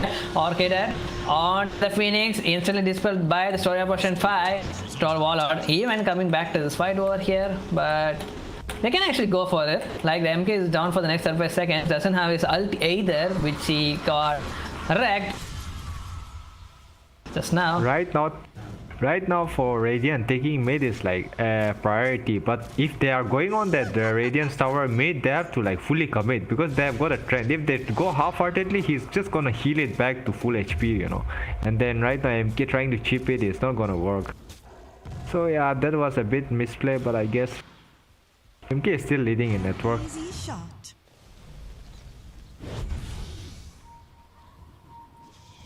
I got to blink coming since it does have Dark Axe. Looking for something with this sonic wave. Looking at a fight over here. SK managed to use up a bonus second onto this engine over here. Instantly possible sonic wave, but he's still got it survive. Dispel instantly coming from the LC. Story of Potion. Oh my god, what a freaking Potion 5 LC we have got here in this game. This was like a show kill on Bounty Hunter, man. But because of that press that tag, even the dust buff is gone, and then even the Discord buff, the poison, the orchid, everything, man. it's actually working out, man. Pause 5 else. There are smoke. They're trying to make something happen. Meanwhile, SFTP there. I think they wanted to smoke with the SF, but okay, they made it before itself. I think Mirana is gonna get caught. Yeah, but it's just a pause. Will he? Just have like 2 more leaf charges if you want to use it, but he's still thinking about this. If you think a lot, he's just gonna instantly melt down with the special and Sunray combo. He would go down. The thing is, they have a bounty hunter, so like if they kill them with track, then even if it's a position 4 or 5, it's a value kill, man. Because they get lots out of it because of the bounty, right? Yeah. And he will get a charge also. Spirit versus charge. Wow.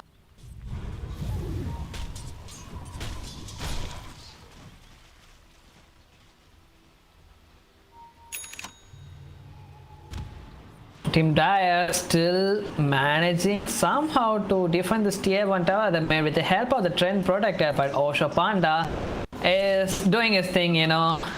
A rat 1 lane thingy. That's what it's SF has like. his dagger done now. SF has a dagger use and a boots of travel, so he is ready to like pop combo. If he sees somebody solo in the lane, he's just gonna pop it, man.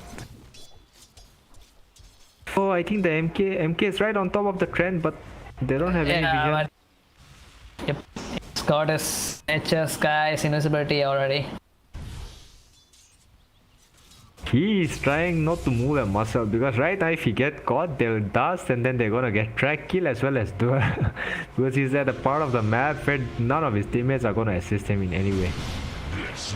Yeah, he's at the lane like, I can't breathe, move away MK. That's what he's for sure. Panda is actually trying to say, but he can't even say that, you know. Like What all do you think 3. about? Yeah. I was saying, what do you think about this Rosh? Do you think like the team can take Rosh? They can. They have Phoenix. I mean, they're kind of fat already, so yeah, it's about time if they want to do so. The team there can do, but like Trollwaller, he just finished up his Battle Fury. He needs something to save himself from the Yule combo over there. Malas has been popped up. LCS with the initiative, but is he gonna? Yeah, he's gonna get dispelled once again. Sonic Wave at what cost? But the bonus tag is there to save this Dark once again. But he's gonna get arrowed SF, but still, SK, he would die for the cost to save his teammates over here. But Madness, he's just gonna escape with that. Like Bounty Hunter, he saw the Mirana. I'm not sure like why he completely avoided the Mirana over there. Don't know why though. Radiant's middle tower is under attack. That fight would have gone really bad if not for that SK sacrifice, man. Yeah. Still sticking to that one lane, that Osho Panda. But I like the decision for them to just back down because Troll was like 500 gold away from his BKB when they were pushing bottom, and now he's done with his BKB. It's in the Korea and it's coming on its way. So I guess they're fine. Troll, he is going for the tower. They took the Phoenix tower. wants to go, but this time he's gonna get down, I guess. This is as well. LCO's been saving his life for a while, but this time Phoenix is gonna get caught. Then I expect the darkest behind him, I guess. Well, the post 5 LC wasn't there. And him TPing right in front of two heroes was definitely a bad idea. Yeah, it seems the Yule Scepter was coming back in the courier for the Phoenix, so he was pretty confident that he could have survived, but was luck of whatsoever. Oh, the travels coming up for the SS. Hold on to this Troll Warlock, but for now, trying to survive. Troll does have a BKB. Oh no, this can be pretty brutal if Warshapana use up his overgrowth, but do they have enough follow-up? That's what I'm talking about. Oh, there's a follow-up, he popped up. Senji not gonna get caught though since he had the invisibility, but no, he's gonna get Orchid at MK, but that's a dispel. Instant bonus attack on top of the two Orchid. Troll still managed to use up his BKB as for the battle attack, and I mean, 3-man bonus attack at the back line. T-Void managed to get a kill the CLC, but instantly buys Spectating coming back to the fight. Hit by Troll Warlord. He already died out of this fight. SK, he would join his death as well. But Otapana can even survive, but that is a trap. That's for sure. Toss coming out the Senjin who bought back for this fight over here. MK died in this fight anyway though, which means they can't do the Roche. I feel like that fight it could have gone a bit more worse for it was a bit more worse for Direman because there was a bounty. Even though he bought back, he got a way lot out of it because of the track. That time when like the trend use of overgrowth, SK wasn't around to like epicenter. Otherwise, a monkey would have died a bit earlier, you know. Dire's middle tower has fallen. And with this fight, they finally managed to take this tier 1 tower since they were dealing with a trend protector who's been constantly healing over the towers, which they don't have at the bottom end at the very least.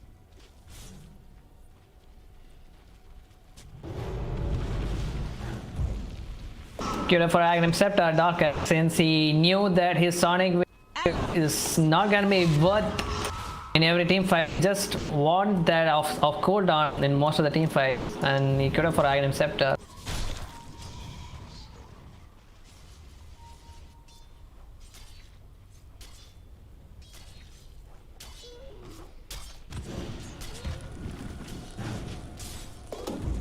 Now the next maybe engagement is going to be pretty interesting because even MK he finished his BKB, Troll has his BKB, Cop has BKB, and then even SF is going to have his BKB by next engagement because he's just like 100 goal away.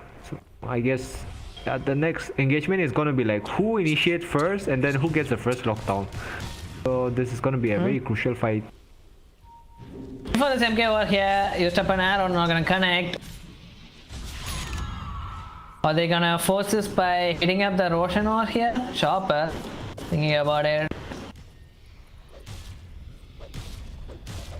Wait, the MK illusion is hitting the Rosh, but it's not hitting it back. That's weird. Yep. I mean, Yep. and then it almost took 30% the HP of Rosh, man. And they don't even know they even. Yeah. I mean, it's an illusion which you can't hit, so yeah, it is balanced. But Madness is gonna get caught eventually over here, but Senjin is trying to run down onto this. Bonus has been committed already. Madness trying to hold. Does have a mechanism at the right time. Okay, he's gonna get bound. Burrows right at the back line. And then he's gonna be diving on this. Egg has been already dropped up, else he's gonna get down. But the egg, he got bursting down and made sure to get a kill onto this troll warlord.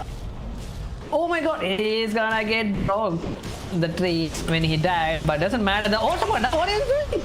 Oh, nicely done by the overgrowth as well as Epic and the combo on top of the SF alone. Arjuna, he's gonna go down since the LC is no more alive over there. Mini, kind of super low, but Armin Daiki, he needs to take care of himself over here since he doesn't have any more spares over here. But the MK is there to save him over here, but he's still gonna die.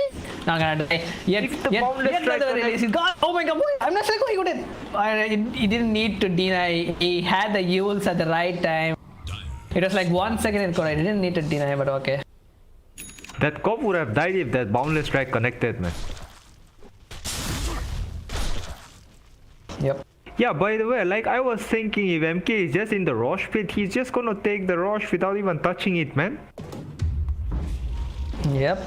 I'll take your tribute. Yeah, I mean, So that's I guess they've how got a people good actually doing opportunity it. to abuse that power right now, you know?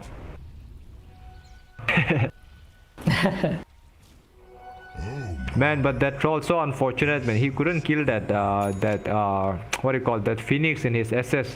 Otherwise, the fight would have gone pretty grey for Radiant, you know, if Phoenix didn't pop his egg out. Will do nicely.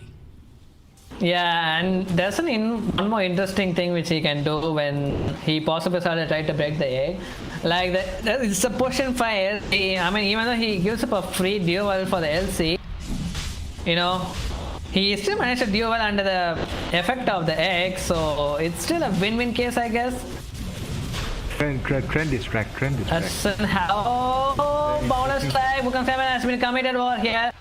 Egg is there still though, he's gonna get silenced over here, but water point of Summer got get killed by the Arjun over here. MK, so we're gonna go on to this backline over here. Gonna do the rest of the roads. Never mind. They're looking for the kill over here. DD has been popped up. Dark Egg. But epicenter on top of the 12 with the Sonic Wave combo. It's a wombo combo. And MK, part of this BKB, but still gonna die out of this one. D-Void, really well played by him and the Dark Egg. Still, fight. Continuously and Ordinary where the use left up of the battles has been committed at the right time by the wall. It's not perfectly matched up by the Ricky Mouse, but even as we popped up, but the Batman's effect has already ran down and he's gonna go down. He probably won't die, I guess, but the boss like either way coming. D-Boy, can he actually survive? He's probably gonna die, I guess. Used up a fun now.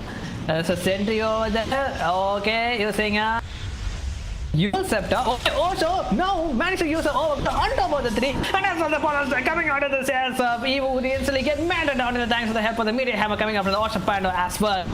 They somehow trying to manage to get a kill on this Phoenix as well, who does have the spider legs. Oh my god, he would survive.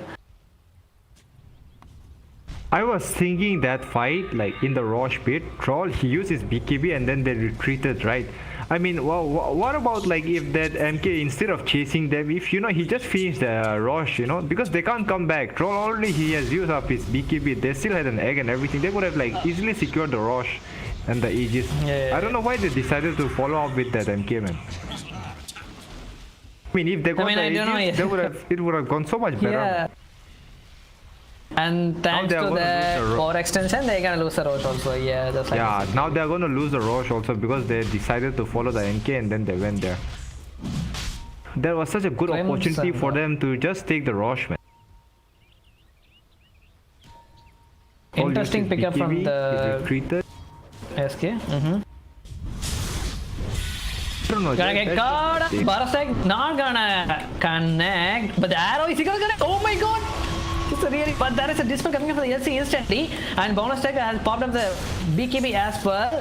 Wukong's coming, but everyone already ran down out of the fight already, but doesn't matter. Actually, Ganesha, it was a freaking lure so that he can manage to get the Roche out by himself, and that's what they did. That was a distraction, man. That was really well played, man. They popped that MK's BKB, and then like he used his like SS. And then at the same time, like they just safely, you know, just like fell back, and then Troll at the same time he was able to take the Roche. Scanning for enemies. I mean, I think they have got really good like kiting heroes, you know. They are like kiting their BKBs, and then every time SF is trying to combo, they are like breaking his combo, like preventing him from, you know, like being execute his combo, and then the same thing's happening with MK. Oh no! He's gonna walk. We have as well very careful, but egg at the center. This time, this egg probably not gonna survive under this one either. But boss time not gonna counter the Bonnie who's instantly got U'd up over here. The battle with the edge. Basically, he killed out the as trying to go to the back who's trying to kill up this portion for LC, but only the portion for LC will survive under this fight. 4-man gone down on this R4DG team over here, and they can go on to this high ground if they want, since the troll waller still survives.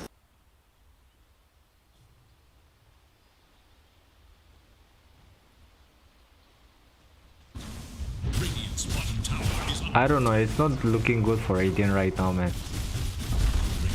Looking for the buyback status. No one's a buyback, I guess. SR have one. I mean, there's nothing SF can do even if he buys stuff for this way. So they patiently gonna relax, calm a bit, collect information like what they need to do for anything after they lose this bottom back at the bottom.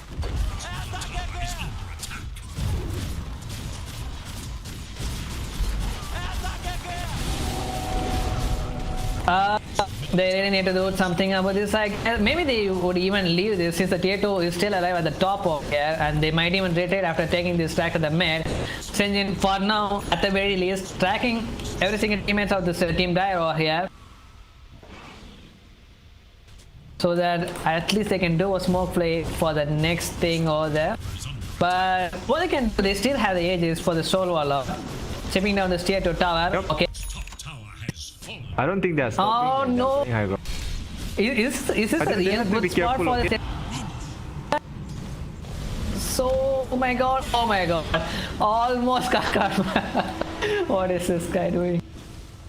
No, they have to be careful. SK just picked up a hex, and then he's standing and... Out of his epicenter, right down Monk, and is going on his speeding to the manager, and even yesterday can put it on the MK as well at the back line. Dark Gais easily passes to BKB trying to go for the backman who's used up a silence on top of this. He looked for the LC, but he couldn't go for the LC. Instead, the power grenade or the Senjin, but okay, Overgrowth just a man catch out of this SFO. You couldn't use up in his use of his CKM of souls, and even he would go. I think this is gotta be the game. Yep. I feel really bad for this SF, man. I feel really bad for this SF, man. They've got so many spells, you know. He's either getting Orchid, or he's getting like stunned by SK, or he's getting Overgrowth. He cannot just keep getting enough time to use his SF, man. It seems like the lead, the 1-1 R4DG, and it's a DI. The game 3 will be starting in less than 10 minutes or 15 minutes. So keep watching the Amateur Championship on the YouTube. So until then, see ya guys.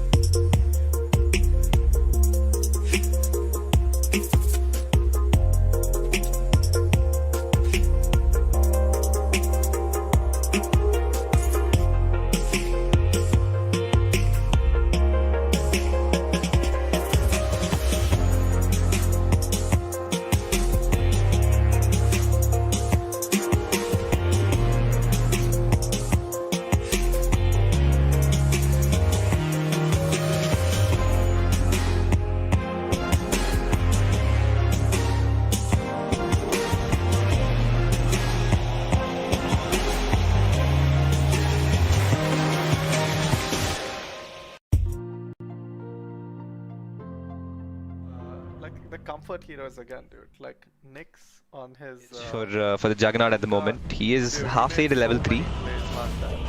Player is so good to watch. Like Radiant's courier. If you look at mid, the puck is having a bit hard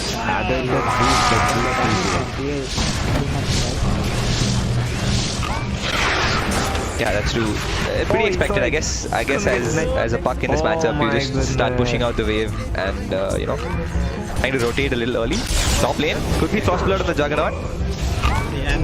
Bloodseeker ends up going down. Could be a double kill. I think for me, if it were me, I would. Snapfire does end up going down as well. As a bit. he did have a fight for the at this tower when it's Radiant's nighttime. bottom tower is under So by attack. that, Spectre will have a hard time. Yeah, glimpse on the Night Stalker. Disruptor will get away, but that's going to be a pretty dead snapfire. Oh man, this one died. He has a stick. He had 8 stick charges. Okay, boys, it's time for the giveaway question. This will be for what set is it? We have a Skyrath Mage Secrets of the Celestial set. It's one of the cash sets. And the question for this giveaway is, on Team No Valentine, there was one player who betrayed his team name and went on a date on Valentine's Day. Who is this player? I'll repeat one more time. The question for the Skyrath Mage Secrets of the Celestial set is, on Team No Valentine, there's a player who betrayed his team name and went on a date on Valentine's Day. Who is this player? The winner of the giveaway will be announced at the end of this game, and we'll ask this question again once more during the game as well. Until then, please enjoy the highlights. Thank you. That's another 2 int in the bag for Silencer. GG and the land finger. Zoning coil Land from finger Buck, was ready, and then followed up by a lot of missed axe, spells. And then like if team can give him like AFK farm for like 5 minutes, 7-10 minutes also, he's gonna get some items soon. Meanwhile, they picked up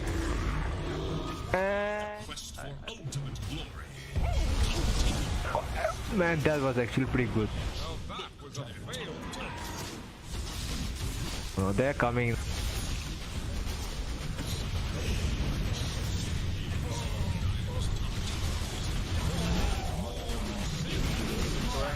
Becoming a disaster, dude. One by one, they come in to die. I feel like this was one of those plays where it's like you feel like you can turn it around, and if you Thinking. he is, but like He's the highest level. He has got level 2 as level 1 soon to be level 2 SS. the AoE finger, dude, and the reduced cooldown. They're gonna go for the Mirana at this stage. Everyone's going. Mirana will be revealed. Wow. And I don't know about this, but like I think all these players, you know, like has got Midas Diffusal already. Really scary. I mean, yeah, I like what the way, you know, like Arsa is thinking that I'm gonna farm, but like the lane I'm gonna that you're gonna face, I think it's better to like itemize so you can totally dominate him. That way you're gonna throw him out of the lane, and as well as you'll get your farm right. I think that is more beneficial. Gonna go on bottom. A lot of spells have been used already. Gonna catch up the out. Alchemist doesn't have SS. He died. Dude, this out went down for 200. Oh my god. Huge damage. Will Arjuna be able to get off one more right click? The last right click is able to take out this Night Stalker. Really nice play. But a lot of net worth going towards Nox Gaming from this fight. Oh, Alchemist is not getting another axe. He's going for a dagger, man. Oh no, he's getting caught. The arrow missed. He's gonna go down. They do see Yasa, but he's gonna try and get out. Night Stalker meanwhile coming in on the backline. He's gonna find this line and give him with silence. Alchemist Night Stalker dueling in bottom lane, but at the top, PL and Zeus are just gonna chase down the Yasa and finish him off. Trying to find more, they will find the Fian. Meanwhile, Mirana escapes to the bottom, and so does Night Stalker. Night Stalker was like dominating at bot, and then this Mirana, like his early spike, like from 5 minutes to 15, he didn't make a rotation. I guess he could have made a rotation then. Oh no, the finger! He enraged, he survived the finger, but the additional damage was too much, man. Oh no, they are just falling down. One by one they're falling down. The Zeus, who struggles so much in lane, is now dominating the map. Oh my god, the mislead!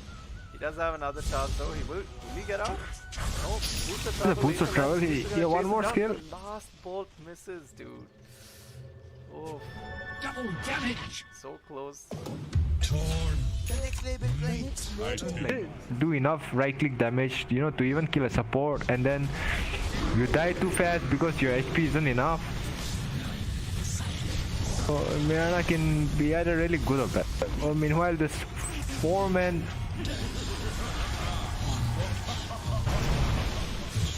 Nice play, nice control. Wait, what? Nox Gaming. Hardcore gonna go That on. Trent root into 4 heroes. Yep, I guess this is where that easy to execute draft is coming in play, you know? Identifying the tombstone as a problem, the Night Stalker and can quickly take it out. Undying still very deep in the Dying is just man fighting, man. He's gonna get a double kill. I mean, he's gonna get a return kill on the Night Stalker. So, like, this farm is really falling off. He has a Battle Fury and a Power Trade at 22 minutes with, like, he's queuing up a dagger. And he died again. Zeus. Oh man, he's having a hard time. Finger, Zeus will SS, Nimbus. Oh, he was mid-animation Finger and then he died before it. Damn, that is like minus 15 armor on Rosh, man. I think he's getting caught. Bit of And he's overkill. But finally he no dies, one man. taking Who's gonna get caught? No, they don't see anybody. Dyer's They don't care, they are just knocking on their high ground. But they're trying to catch them from behind. Lion is gonna get caught first.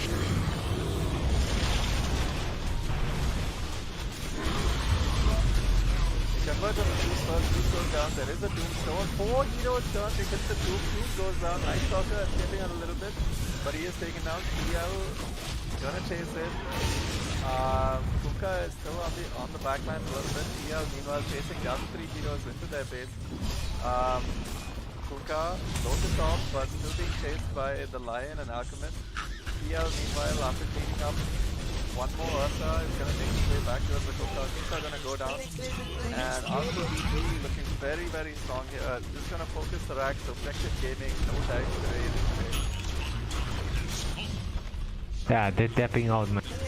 Yeah, I mean, that fight, I'm so surprised. I don't know why they left that Lion just like that, man. He's the only disabled at that time, you know. They could have bursted him. Then that Lion even was, the network defense is you know, managed to finger someone. But wanna be aggressive, so going right and target of the D5 over here, who's still level 5 only.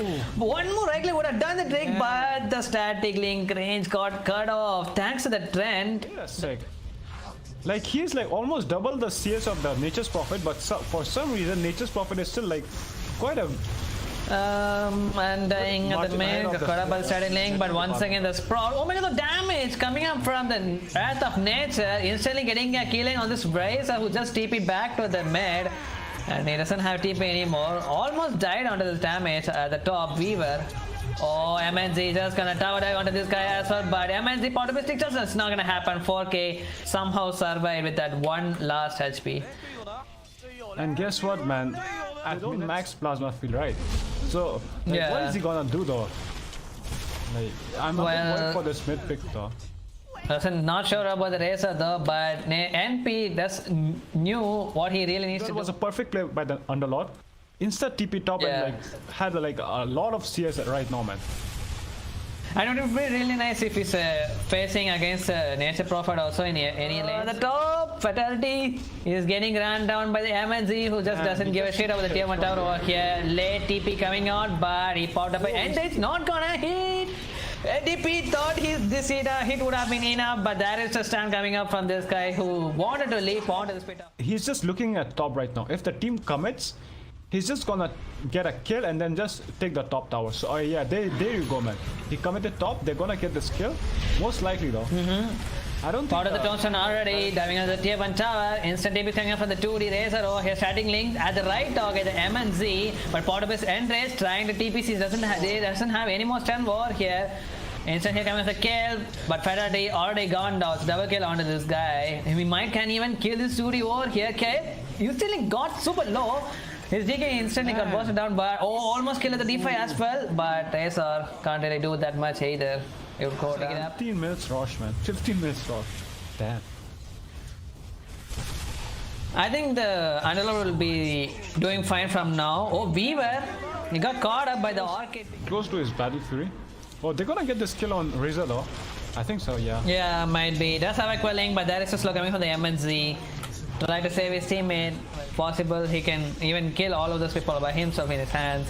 And that's why he picked up the hands of Midas. Okay, 4K is back. Respawn. Fatality got caught up out of this bounce. Nice. Pit of Malice on top of the 2. Imp doesn't connect at the right place, but D5 would still go down though. I guess, yeah, he goes down now. Wolfever trying to go under the backlines. Oh my god, Samurai is instantly gonna get busted out from the right click coming up with the slather over here. And even Underlord not gonna even think it at Orchided once again, but Shukachi at the right time at the top. He's doing it for the second time, 4K. But the fight has been committed already. They got caught up at the Knicks and he instantly got bursted down. But World Favor just gonna dive onto this one. Pit has been already being used, but KL part of his storms are now. Instantly buys back Knicks. Assassin trying to come back to the fight over here, but they want to kill the Stormshot for now. But they make sure to break it. But the Impel, Fire Blast, everything right on target, and even the Pit of Melee just to make sure to get a kill on this Mirana for now, at least. Oh. I mean, the Rod not gonna connect. Oh my god, Fatality. That was really needed. Was, man. They could have got some serious kills right now though. Okay. Oh, right at the mark. Want to get a kill on this Nick so as soon as possible. And it's a dieback on this guy, 2D also, almost. And yeah, he would instantly get burst down as well. Pops up with this BKB already in this fight. NP. So with a Deso pickup, wow, that's a weird pick. Kind of misposition from his teammates. Part of his enrich already, but it's not gonna TP any soon enough. But there is the static lane. Doesn't matter still, but there is a damage. Oh, arrow! Is he gonna die though? He's gonna leap. Stop fall onto this guy. But now even D5 is there already to secure the kill. But they literally forgotten the mid lane at Team No Valentine. Now they're gonna catch on this D5. Already got silenced up. But there is a damage coming at the start. The 2-man stand with the Scythian Crash. And D5 would even try to secure his 4K. But used up a time blast. He got Yule. Not sure from the ATP. Is he gonna survive? Is there the blink coming up from the World Favor? Yeah, in less than 2 seconds. They're getting the stun too, but he's not gonna die. Oh my god, not gonna slide the hesitation. As soon as he saw the skull shader, he really wanna go onto this Snake's assassin who was the part of his carapace. And would die. Oh no. Razor once again gonna get caught. Kinda low though, but probably gonna survive. The Pit of Malice is there to help him. Next, used up a stun onto the Mirana, does have the leap. One more leap is there, but he would easily pop the MLS to save his teammate over here. The sentry has been dropped down. But he's gonna just turn back and try to kill onto this Ursa, but he's gonna get wrecked off since the instant carapace coming up from. But the D5 he was there. Instantly BKB and TP'd back to the base as soon as he get the mid lane all by himself. Jetta scored out. He picked up a moonshot. Slather. I think this might be a good bit from... Oh, MNZ!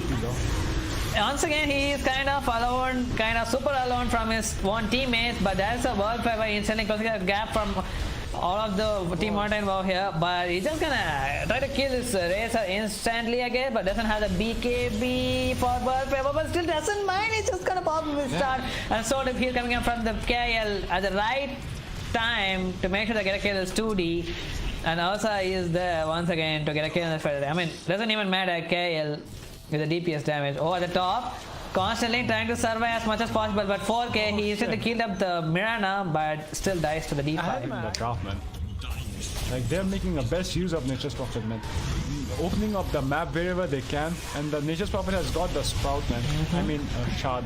Instant Scythian Crash, and that's a mid laner. The mid laner just died in the 2 hits over there. Oh, kinda MNZ.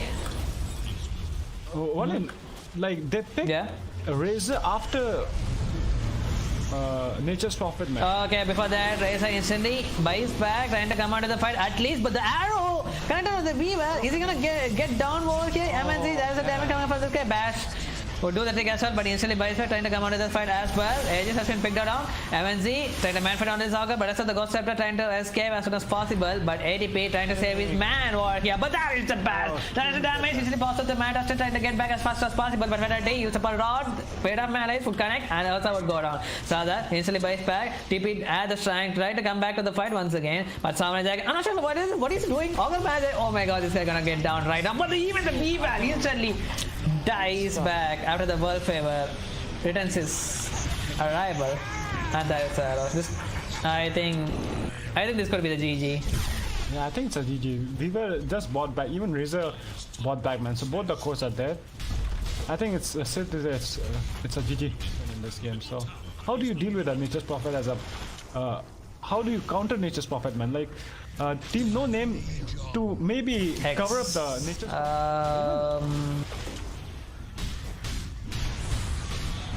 Hex I don't know. I mean, Nature's we Prophet, still man. need to think about He's way too fat, man. Like he's like 6,000 ahead of the second guy, man. He's way too strong, way too. Haven't He's got a said GG yet though. I mean, they still have this bottom racks at the bottom, so yeah.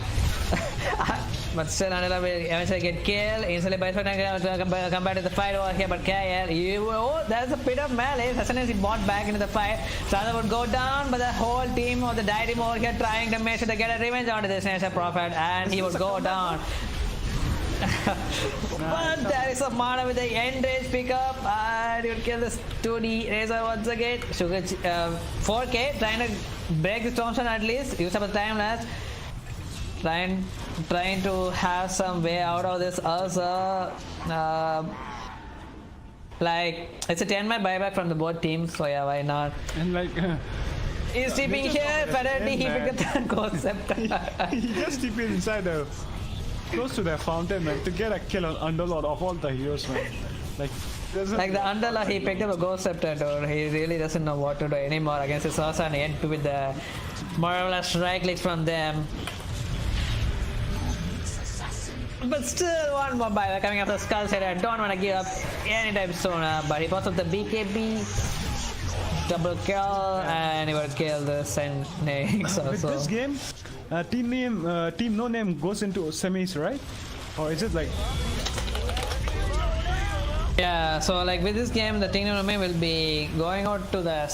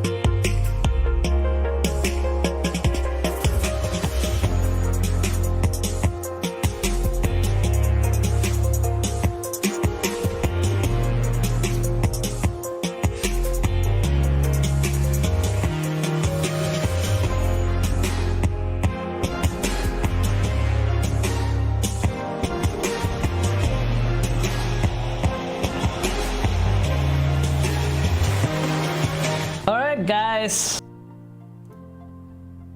like the comfort heroes again.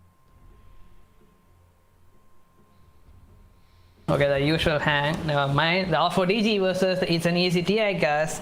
1:1 ratio with a winning.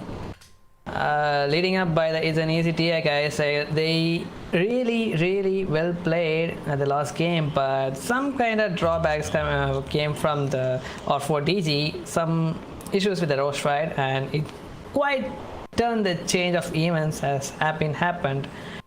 And with that being said, moving on to the game 3 over here.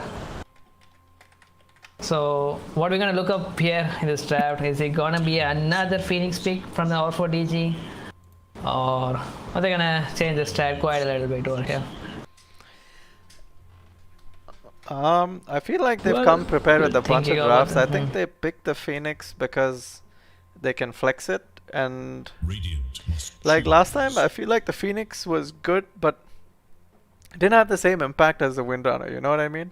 Because the cooldowns are too long, and for an offlaner, I feel like you want someone who's a bit more active and not that much of a cooldown. But then again, with the way they were playing, you know, with like 10 their team seconds sticking remaining. together so much, I think they really made it work. But then again, 5 I don't know, seconds dude. I feel remaining. like instead of the Phoenix, if they had something with like more catch, something that worked with the bounty better, I feel like they would have been so much stronger. Because they had no catch between their LC and Phoenix, right? Yeah. I mean, LC duel is something quite of a catch, but as a pushing for LC, if you can't secure the damage, you'll be giving a free damage overtime into the game, and he actually gave the dual point, some for the total wallet when he used up a patterns to hit the egg, but there are times you just can't do anything about it to save the egg for your teammate, and yeah.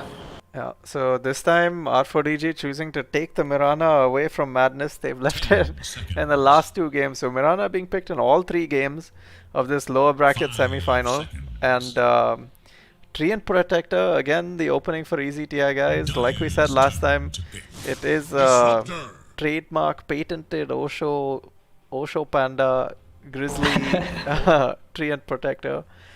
He did play it all of last tournament, and now it seems to be working for them this tournament too. Again, whoever loses this game will be leaving the tournament today. So fighting for their place in this 3rd season of TNDL. 5 seconds remain. What kind of strategies do you think they're going to use, dude? I don't know. The last time the Trend Protector got into Epicenter as well as the Sonic Wave was really massive. And you can even say that the Trend Protector as well as Sand King almost solo carried the game. I mean, they held their ground until the Troll Warlord formed a lot. And with some Dude, last bad play game from the actually, Radiant team. you know, the tree was literally at top lane for like the first 20 minutes of the game, dude. Like, he did not leave that lane. He didn't go to team fights. He didn't do anything. He just stayed top in the trees, like, till he got his Meteor Hammer, and then he still stayed in the trees till he got his Blink Dagger, and then after that he started showing up to fights. But that was like at 20 plus minutes, dude. Yep. So Like at the early stage, he was like even struggling to get that few levels to reach his level 6. But even after reaching his level 6, he couldn't even do anything with the overgrowth in the team fight. So he patiently waited for this Meteor Hammer and then formed all the way towards the top. It just keep annoying or this Radiant team. And they got his Blink Dagger, finally managed to come back to the fight with the brilliant 3-man, 4-man overgrowths and saved their team. damn, dude, do you think this is gonna be a Madness Dark Willow? 10 Can be. I mean, it should be. I mean, I feel like Dark Willow is really good in this. Like, obviously, Dark Willow tree is very strong together. A lot of like annoying mobility type spells, right? Between these two heroes. Dyer's turn to ban. And also really good Like against the this, Disruptor. It's like, you know, Disruptor loves to like catch out that one hero and like punish them, right? So I feel like this Dark Willow pickup, like even if you glimpse someone back, you always have to watch out for the team like turning it into a fight by like you know, whoever gets glimpsed back, the team tries to surround him and finish him off, right? And that time it just sets up for like a really good Dark Willow ult. Yeah, the terrorize with a massive AoE of the fear. Really good counter initiation, which they can do, but I'm not sure like how like where this Dark Willow gonna lane with the partner. They even banned up a Mars over here. It's an easy day, guys, by all themselves. Still not gonna give that Morphling for the Dark X, I guess. It's a 3 bans in a row. Dyer's turn Yeah, to I think the Lycan I once don't like, again. you know, the Dark Willow Agrim Scepter. Yeah, yeah. Definitely, I think that's why they took out the Morphling. Morphling is also one of Dark X's best heroes. Lycan, one of Ganesha's patented heroes, and the Sand King. I think after watching Devoid Sand King last game, they were like, you know, we need to get this guy out of here. He's annoying. And he's crazy, dude. He just blinks in, stuns, and he's just like chilling. Half track, don't care. I'm just gonna stand.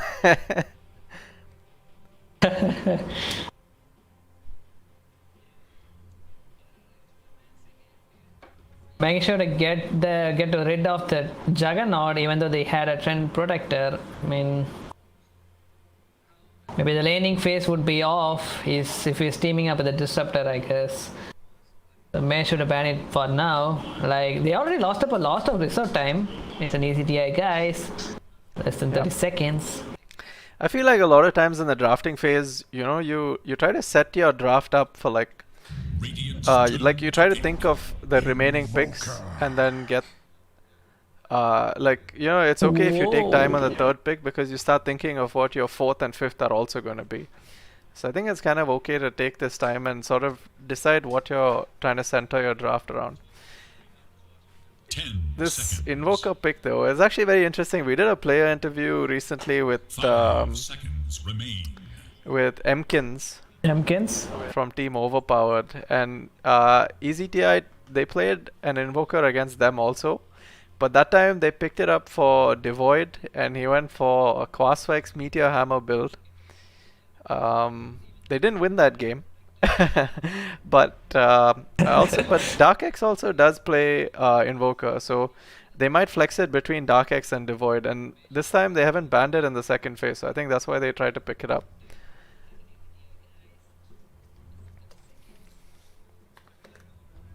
Yeah, but the last time Dark X played up Potion 4 role is when he had a Earth Shaker or Earth Spirit, but this time they already revealed the two supports over here, the Dark Will and Trend Protector. So do you still think Devoid would be going and picking this Invoker mid over here? I mean, yeah, dude, it's possible, but I think they might give it to Dark X also maybe, because they do have the Tree and Tult into Cataclysm combo, right? Yeah. And if something like that hits, both the Mirana and Disruptor are just going to get destroyed. Oh, look what we got here. The signature of Arjunan's hero, Batrider.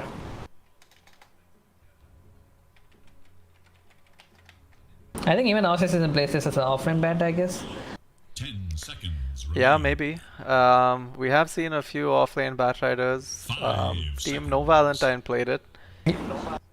But against our game, yeah. But yeah, it's mostly played mid. I feel like they think the Invoker is gonna be mid, which is also most likely true. I'm not sure how the Batrider Invoker lane is. I think you have to go Quaswex if you're playing against Bat. I mean, I like this pick over here, the Batrider. He, like the Dark Willow, he most of the time, you know, uses up the Shadow Realm, the second ability, and tries to escape from a lot of projectile attacks. And this Batrider with his Sticky Napalm and Firefly, he, like the Dark Willow, he can't even do anything about that unless he saves himself with the help of the Terrorize. And the Trend Protector is a natural enemy against the Batrider as well, since, you know, he burns at the trees. Phantom Lancer. Phantom Lancer. I like the PL, dude. I think it's a good pick against this Dark Willow, Tree, and Tusk. Like, all, you know, it's a hero that can get out of the Tree and Dark Willow spells. And it can also, like, waste away the Dark Willow roots with his illusions. It can dodge the Tusk and Invoker spells also. Like, I really, really like this PL pickup. And also, like, I'm not sure how EZTI are gonna lane, dude. Is this an offlane Tusk? Yeah. I think it's probably an offlane Tusk. Does it actually work? The offlane Tusk? I don't know, dude. Guess we're gonna find out. But the nice thing is, like, literally all 4 of these heroes can be, like, setup heroes. So I feel like maybe they're just gonna, like, try and set up for, like, Anxiety's carry, you know? Is there a Naga Siren still in the pool? There is a Naga Siren still in the pool. I mean, they have battered already. It's already a good hero to deal with against the Naga Silent, right? I don't think it's that good. At the early gaming phase. I mean, it's a late game is something else, but around 30-minute mark. I mean, I don't know. I think it's okay. I don't think it's great because if he's running at you with, or if he lassos a teammate, or if he's running at you with Firefly, you always have like your song you can just pop, and then song into tree alt cataclysm. Like that's scary, dude. Like that's very scary. 10 seconds remain. And we always talk like, we always talk about easy to execute drafts, and I feel like the Naga pick would be easy to execute. But I don't know how Naga against PL is, and I don't think anybody ever wants to watch that game, dude. That game would never end, dude. Illusions on illusions on illusions. Dire's turn to pick. Earth Spirit. Wow. Oh, it's okay. So let's put it mid.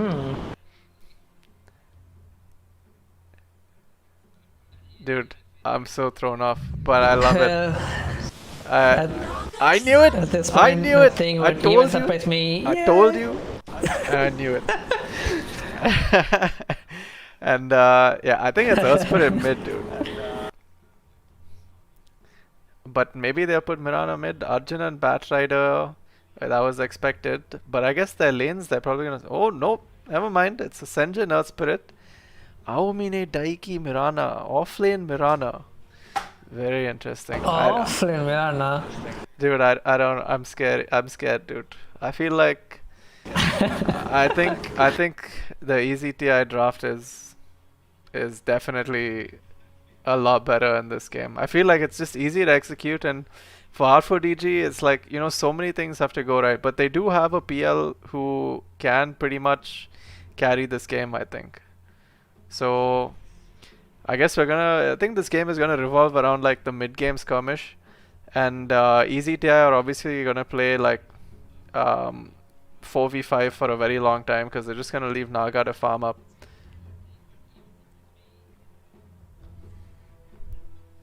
I think this Mirana has a potion 3 from Ozyasin. I think it's just gonna be same as the Wind Ranger from the game 1. I hope, but this time he doesn't have a shackle. It all depends on his arrow which we connects, or even he can even go for the raw damage build with a Dragon Lance Crystallize into BKB and something like that. I feel like the physical damage falls off, dude. Especially like a lot of everyone keeps saying the shard is really good for your physical damage, 1.5 crit and all that. But like the cooldown for your leap is 40 seconds, dude. Like you can't make a build around like a 40-second cooldown. Like that's insane. But anyway, so it is the Dark X Invoker mid lane, and Devoid is gonna take his Tusk off lane. Meanwhile, for Radiant, we have Senjin on Earth Spirit, we have RC Assassin, aka Aomine Daiki on his Mirana, we have Arjuna and Batrider mid, we have Story of Pause 5 on a Disruptor this time, no more LC shenanigans, and we have, even though it did work, we have to give them credit for it. I think that game went wrong in the mid-games, mid-game area around that Roche fight. But this game, he's going to play a Disruptor, and we have Chopper Baboon playing Phantom Lancer. Meanwhile, for Radiant, we have Fearless or Anxiety playing his Naga Siren, another signature hero. We have Dosage on his Treant Protector, his signature hero also, Dark X Invoker, Mini Tusk, and Madness Dark Willow. Yeah, it's a diet in between. 30 seconds to battle. Oh, yeah. This ward over since Story of Bush, if I already spotted on this one, don't want to give this free gold XP already. And even Arjuna at the mid, maybe I should get the demon out of the ward. Yeah, so basically 0 wards now for easy TI guys at the 0-minute mark.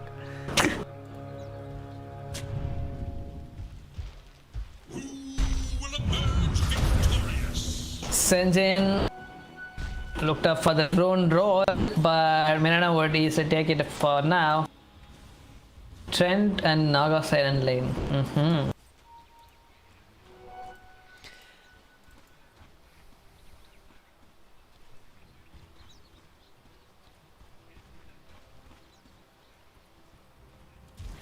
It's looking spicy. Like, we thought he's gonna go for the Cosvex, but look at this dog. Like, he went for the Exort build over here. At least for now, starting at the Exort.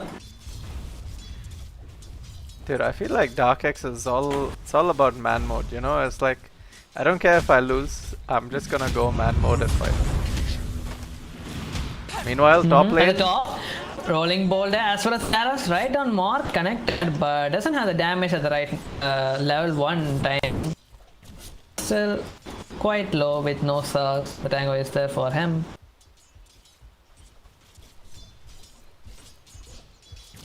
Not sure like how he's even gonna harass for this Mirana.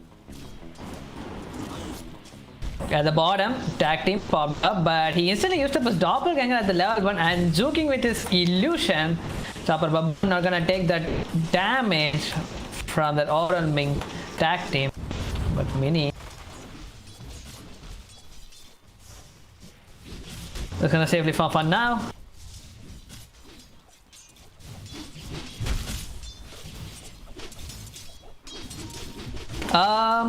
I think it's about time like Arjuna will try to go on top of this Invoker, I guess. He already have like 5 stacks on top of his set. Invoker instantly invoked the ice wall if he was about to go on, but I think Arjuna noticed it and he just stopped midway.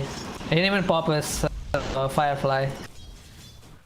But that's gonna hurt him if he tries to go on at this level 4, since he already got up a lot of stick charges.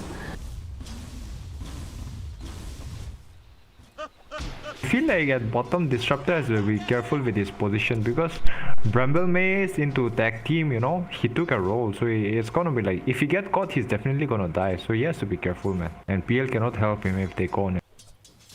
Yeah, but still, if that Disruptor doesn't die, it's the point. He already picked up a kinetic field. He might and even escape out of the snowball combo. And this stuff, I'm not sure like when he will get an ice shot, since he's playing as a core here. He would be going for the tag team a lot. It's up a tag team for now, but see, he just couldn't close up the gap against the Disruptor over here. Yeah, he is playing good, man. Like let PL frontlining, you know, and then they're using the tag team on the PL, which he's like, which PL is like. Oh, the man! This is what we have been waiting for. But at level 4, he already picked up a Vex, but he's trying to look up for kill out of the Senjin at the very least. But still, he managed to die over here. That sentry which he tried to look at the recon at the early, that made sure to get a kill in the Sinwalker this time. Even at the meanwhile, the bot. Time listed have gone down when you were talking about that, but Senjin instantly trying to rotate at the bottom. Mr. Rolling, but not gonna connect on this Mini. But you a snowball on top of the PL who's running over near the tower. Disruptor or Respa coming back to the fight over here. Mini can actually kill his PL. Yes, he managed to do so. Man, he got the kill, but at this point he got several tower hits against the tower of there. So Tusk would even go down onto this fight. Man. Oh wait, man, will he actually die? Earthspirit is getting first ability in 1 second, not gonna connect. At 4 minutes, that Ember Spirit rotated from top to mid to bottom. Yeah, he instantly tried to snowball and tried to cast his Disruptor, who just respawned back, came back to the lane, but it seemed this time his kinetic field was right off the mark to save himself. Oh my god, bad right. Yeah. At mid, this Bad Rider has a haze, so this Invoker has to be really careful, man. He has to save his Tornado to dispel the haze, otherwise he'll just get, you know, like run down by this level 3 sticky enough farm into Firefly, man. Yeah, dude. And you know, like that Flame Break level 1, it says 2 seconds burn duration, but it only ticked once in the 2 seconds. I was really wondering about that though. Oh, at the top, Aussie Assassin looking for the kill out of this Naga Siren, who's been maxing up his Starfall. and it's kind of working really well for him. Starting at the Falcon Blade over here at the bottom, Ace Stone popped up by Arjunan. Like, look at this Falcon Blade, dude.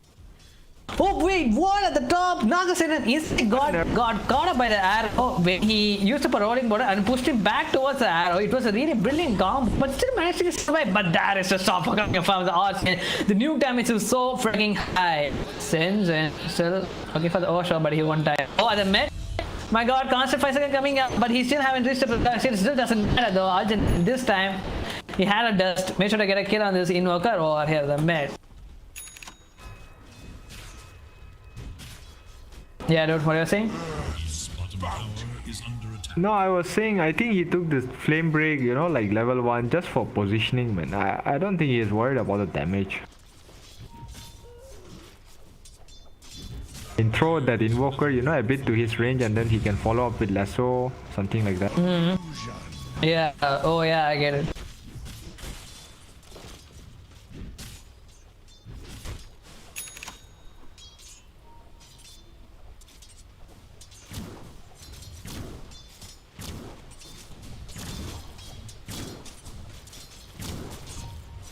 At this point, he really, yeah. I feel like this invoker, he's going exort, like even though it's a bit hard for him early game, he's going exort. He's waiting for the rotation coming up, multiple TPs coming up for the team die over here to save this invoker at the very least. Arjunan kind of super low, might die at this point right now. Madness is there with the Shadow Rim hit, and Senjin doesn't have a board, still would manage to survive out of this conflict. That invoker is struggling at mid because he doesn't have any stats, and then he's rushing his Midas, right? So, yeah. I mean, he's playing for the late game, man, because he knows that, you know, like late combo with sleep or like with overgrowth, his exort is gonna scale really well. So like I think that's why he's like sacrificing his like early game a bit. He died 2 times, but yeah. He's playing for the late game. I haven't seen him even picking up a single health span and rushing towards has a Inoka player so desperate about that item. But yeah, maybe it's about time. Okay, at the bottom, five commands and Madness would go down with the rotation from Senjin. Already picked up an urn. Omini, kind of super low. Silencing him, he can, but okay. I think he tried to silence with the stone, but instead a creep got pulled over. This is something which used to happen, that bug. I don't think if it can be a state of a bug. It's hard to put it like that. And at mid invoker, like he's playing for the late game, right? So like he's even queuing for a bounty, sorry, the Tomb of Knowledge, man. I mean, the way the team is like prioritizing his level and XP, you know? That is like next level sacrifice by post 4 and 5, man. They are not gonna take at the bottom. The Tomb to invoke. Attack you, but the Sunset make sure to coming, but it's not gonna connect on him. Either way, Mini will make sure to get a kill in the story of Potion Fight is up there. But man, like PL tried to take up a return kill, but it's not gonna go for anymore. Okay, MS has been used. Arjunan trying to go on top of the Mini, but they already had a sentry over here. It is bad for him for that rotation.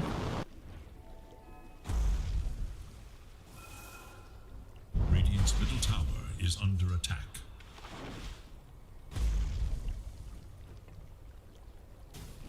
Naga Siren left his lane already, giving that for solo XP for that Osho Panda and protect for now. Mirana is going for an X first item. Yeah, so the second arrow into Starfall, and if you can leap and you can make another Starfall also. I mean, that Starfall, it doesn't need to connect, right? That arrow, or does it need to connect? I mean, if it connects, it's good, but like, Mirana with an X, it does a lot of damage, right? Like, Starfall 2 times is like pretty good. Yeah.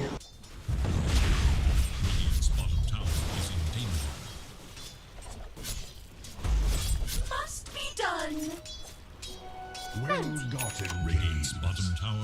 this task. I thought like he'll be going for the One Punch Man build, but instead being a core. Wanna take up that offlane role seriously and queued up for a hood of defense for now. See, right now at 10 minutes mark, Invoker he finished his what do you call Midas at 10 minutes, and then the Disruptor he bought a tomb, but I don't know if Disruptor gave the tomb to Invoker, but like the courier is bringing him the tomb. What? I mean, Disruptor is raiding team. Invoker's dieting. How can he give the tomb? I don't know, man. Disruptor right now in status it showed that Disruptor bought the tomb, but like Invoker got the tomb, so like they are prioritizing the Invoker's level and his farm a bit, man. Okay. Their bottom tower. Yeah, my bad. I mean, what Disruptor this guy? I'm getting confused. The Invoker bought the tomb. Thank God you realized. Disruptor of the team. I'm getting Okay, the man because of that. Arjun, and he couldn't use up a snowball at the right time, but he's not gonna die. Quite a tank since he does have the clock. Does using a snowball, but MLS instantly powered up from the Mirana. They're still gonna go for this fight over here. This is really weird for them, but the song has been used. Glimpsing this Naga Siren and a really nice, nasty stat come on top of the Naga Siren alone. But there is over on top of the two over here. Even the terrorist has been used only under the top of the two. But that Sunstrike, the damage was enough, I guess. But PL still not die. Now the forces of the meteors will gonna come down, but the meteor hammer not gonna come into the PL yet so far. Tusk trying to survive Sanjin, he would go down into this. But the leap into the Starfall is still in series. Now it is there. Can he actually kill this water over? Yeah, he would go down. But man, as he would make sure to kill this offlane core Mirana all by himself, who was pretty low. He part of his bedlam and he instantly got nuked. That Naga Siren he survived with like 30, 40 HP, man. Man, that was so lucky for him. Dire should look to their top tower.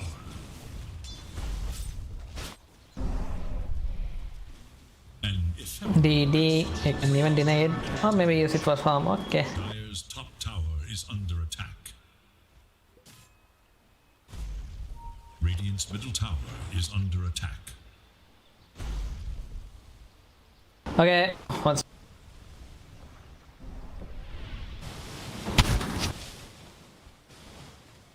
So I'm gonna talk about the giveaway question once again, which Kedak already announced it before. So, which member of the team contrary to his team name, went on a date for the Valentine's Day? I repeat. Which team member of the team No Valentine, contrary to his team name, went on a date in the Valentine's Day? So for the answer, you guys need to check out the YouTube channel, the Unbeaten Championship, and put the answer in the comment section below. And you'll be getting the if you are the winner, you'll be getting the Sky set, which is the Secrets of Celestial. It's a cool ambient unlocked set. So go and grab the set who are the winner. Like.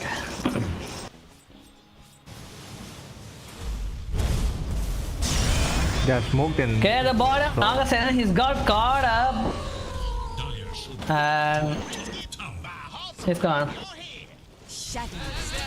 Just like that, they're going towards the top over here, trying to make sure to catch this PL, but instantly MLS has been popped up.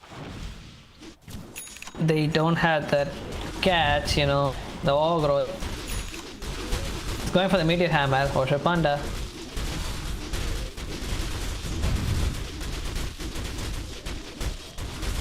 That Invoker, he had a difficult lane, but now he's like really he caught up pretty well, man, and then he's almost close to, he's on the road to getting his axe as his first item, so I guess he's fine for it. Yeah, at this point he's farming like damn hard, man. But now it's just a respawn. But there is a roaring water as well connecting on the top of them. Ganesha, there's no one to help him. Or since they used one more which they have been holding on for the next fight, and just now they used it right now. Naga Siren dying twice in a row just like that when the foremen were waiting under the jungle. But now even Omidagi gonna get caught, but he's gonna get stunned up by the rolling, but as well the arrow combo over here. The back trying to get a kill on this disruptor. At the very least, snowball into the sunspike would make sure to use, and disruptor would go down. Madness almost died, but still managed to survive. Radiant's middle tower is And he used his, what do you call, terrorize, and yeah, man, he would have like gone down, man, but because of the terrorize and rebel mage, he survived somehow. That too with like so low HP.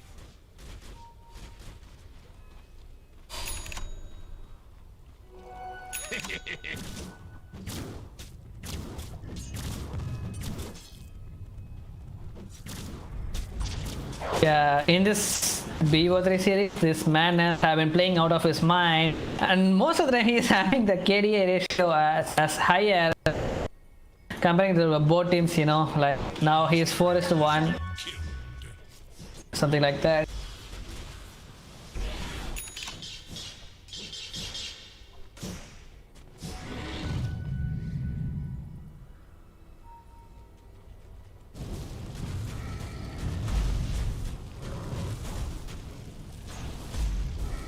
Almost finished up his item Scepter, Dark Axe. Maybe they would go for a smoke flash to finish up he ready ups his Cataclysm with help of the Trend Protector. Yeah, that will be interesting to see, man. I mean, there's nothing you can do about that. That's why, like the PL, he rushed at the Manta style and made sure to get it by now. Okay, smoke play coming up from the team ready. Dust has been popped up. Not sure like why. Maybe they were looking for the Trend Protector. The scan has been used. The Void trying to survive as much as possible. I'm not sure why he's running towards Arjunan over here. Maybe did they even spot on this stuff over here? Or Wait, they just don't want to go to this stuff? Spot Mini. Yeah, I have no clue. The Tusker man. Yeah. But now they would know, since he walked right on top of him over here. Gonna get stun, silence. Maybe use up a snowball for a while so that they could take this tier 2 tower at the bottom safely, steadily. They would use up a glyph. Okay, they're gonna extend the towers, I guess. Item Scepter down. One is Doc X Invoker. Better for our next big KB. Wait a minute. This tier 2 tower is not gonna fall any long. I mean, like Oshapanda has been using up the leaving arm and trying to save this tower as fast as possible. They need his team. Invoker is here. His item ship's ready. Oshapanda using up the Cataclysm, but only gonna connect out to the Predator, who this guy already had a man who's gonna survive for now. But instantly he's gonna get teleported back. Madness. But still though, they all trying to TP back away. Also, is he gonna get caught up? Snowball isn't there, so he's gonna survive far now with a leap to TP under the trees, into the trees. Naga said, look at the bottom. It's been quietly chipping out onto this. It's a night time, and nevertheless, his glimpse was already in CD. Yeah, still chasing. They are still chasing the Naga Siren, man. Yeah, they had a ward over there. Even the red team had a ward also. And after seeing that Naga Siren, he would get back right now. I think that was a pretty good advantage by them, and they managed to take their bottom tier 2 tower as well as like defend their top tier tower, you know. And then since they have a trend, they are going to heal it back to full HP. Now, Meteor Hammer has been picked up by the Osh, so now he would start doing the same thing which he's been doing in the game 2. Constantly keep sitting on the one lane and keep annoying the Team Radiant. But this could not be the same case as of now. Okay, Arjunans followed on this invoker over here. They had a wall, they had a sentry, they had a vision. Got caught up by the last mini. Can he save him from the snow? Doesn't the blink to save him like that. But still, gonna do a ton of damage on this PL who got caught up with the water sponge. But now even he's coming back to the fight over here. Emerald has been popped up, but now this engine has the Vanitas has the distance star. Gonna get part over here. Fear, not gonna connect to the matter. But no, because who you already oh, it did have the Vanitas now. Even the Cataclysm into the medic hammer combo, not gonna connect. But either way, the backline is Naga and try to go out of this. I mean, now mid-die, but still managed to survive as well as survive. Mirana. This Siren should have managed to get a kill on this Naga Siren. Really well played by him. Or the assassin. That was a pretty weird fight, man. And then even that Kata, I don't... that was... I don't think that was such a good... I don't know, man. That Kata didn't seem to do a lot of damage in that fight.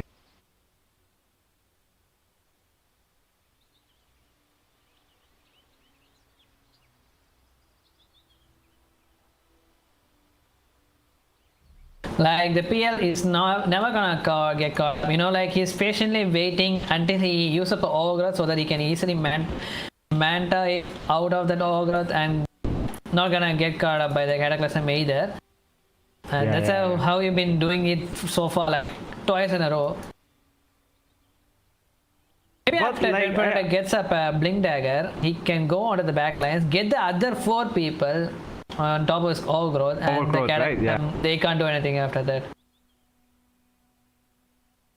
The thing is, over here when like this guy, what's called Invoker got lassoed, I feel like PL jumped in and that he got caught in the EMP, man. That's why he was like out of mana completely.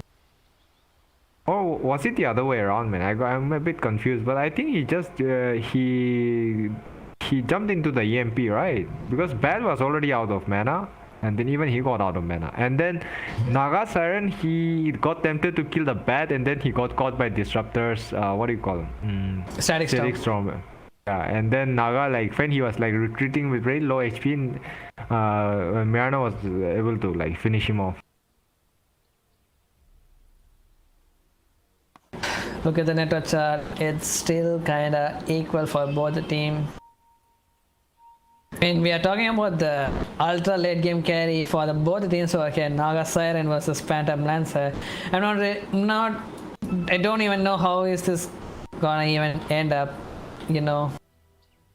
But what do you think, bro? Like PL versus the Naga Siren, who actually can win the fight in the late game? Like it's just the 1v versus 1, okay? No one's gonna interfere them. Like the PL versus Naga, who's gonna win? I feel like in terms of taking towers, Naga is like once he gets item, it's pretty strong, man. And then I'm looking at the second shard on Naga, which I haven't seen like the patch yet. Yeah, I mean it seems to like be pretty good. Like it says adds active to Riptide, releasing stronger Riptide that slows enemy by 40% for 4 seconds. Applies around each illusion, but can only be hit by 1 instance. And increases the base armor reduction by 2. I think it's a pretty good, you know, like shard on Naga. What do you think about it? Can be, but for now these illusions has been randomly popping up Riptide, but once he gets up Signature Shard, he can actively use it. But you know, like all the illusions, it will be used only once if he's been microwaving all together at once. I'm not sure. I mean, I haven't seen the Diagonal Shot, dude, like how it works, like really. Yeah, even I haven't seen it. I'll be like, I don't mind seeing it this game. But like I said, you know, like you were asking about if PL and Naga, who is going to be better late game. I'm not so sure about it. But for me, in this game, in this particular game, I feel like Naga, their team has got a, you know, like upper advantage because they have got a Trent who can like, if they are trying to chip slowly, you know, Trent can like keep healing the tower, you know, bringing it back to full HP, which is gonna like going high ground is anyway really difficult, and along with the Trent who keeps constantly healing, it's gonna be really difficult to breach high ground. Meanwhile, Naga's team, they can like slowly keep chipping. They don't have any way to like repair the towers. Okay.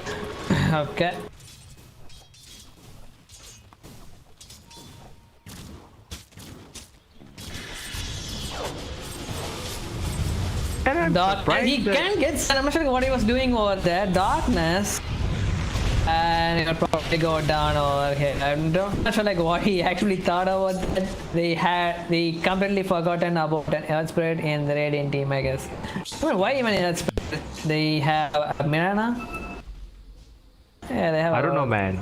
But he has been like playing very aggressively, you know. Even earlier, like he was farming in their neutrals, in their neutral cliff. You know, at the bottom cliff, he was farming there.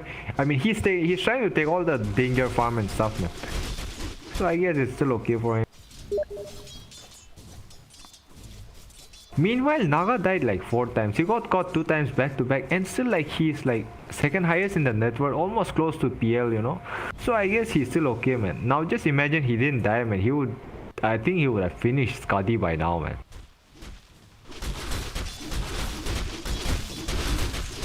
And what do you think about this? Naga, you know, he didn't go for the diffusal, you know. He's going for the Skadi. So what do you think about this?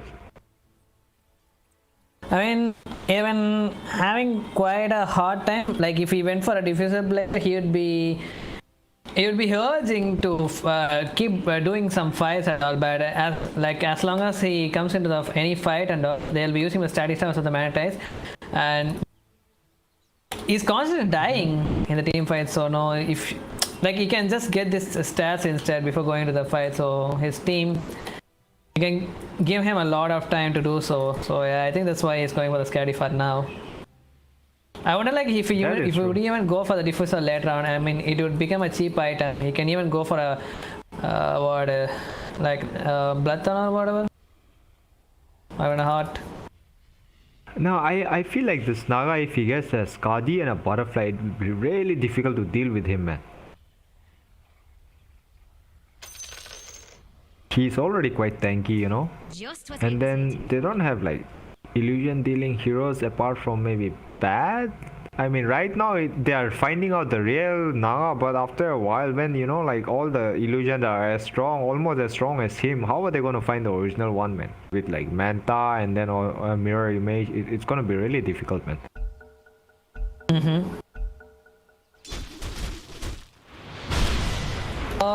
Dusk, is he gonna get caught out of here? Me instantly gonna punch, but he couldn't punch. He's instantly popped up a doppelganger. It was really funny to watch. But he's gonna ice out near this Chris over here, trying his best to run over. Does have the whip to whip himself, but that is a tornado as well as EMP coming on top of the engine for PL. But oh my god, the blink dagger as soon as he got glimpse back. But now he almost got the storm ball, doesn't have the mana, so he will probably go down right now. And they chased him all the way from tier 1 tower to their tier 2 tower, man. I made them run for their money, man. Meanwhile, that Madness, as usual, he's farming, you know, he's testing his limits again. I hope he doesn't die there like earlier. But like the Nagasan is already at the bottom. I'm not sure like why he needs to do this as well. If they have can use up his illusion and show the lanes at the bottom. And Ian Workshop has been showing the lanes at the top as he has got EMP'd. But they can actually take up a fight right now. This spear doesn't have a mana. He actually caught up the disturbed by the back end. He sees spin and answer the enemy so far, but now he's gonna get lassoed as full. Fear not gonna connect on anyone. This guy is still surviving, but the Ogre as well as the Catalyst come on top of the two, even at the back lines. Mirana caught up. PL instantly got deleted into this fight war here. Mirana still trying to survive as much as possible. What do you say? But doesn't matter. Ajinam would still go down when he tried to TP back to the base. Senjin rolling boulder. Gonna try to get back. Snowball you can use it, but maybe didn't have. I mean, it was a fog, I guess. He didn't have. This is the combo that they were worrying about, man. That trend overgrowth into Keta, man. It's gonna be pretty scary, you know. And right now they are like leading now. Naga is like top net worth, and then I think Roche is open. They took the tier 2 tower at mid. They are pretty okay with that engagement, man. Trent picked up his dagger, so he is like ready to initiate whenever Keta is up, man.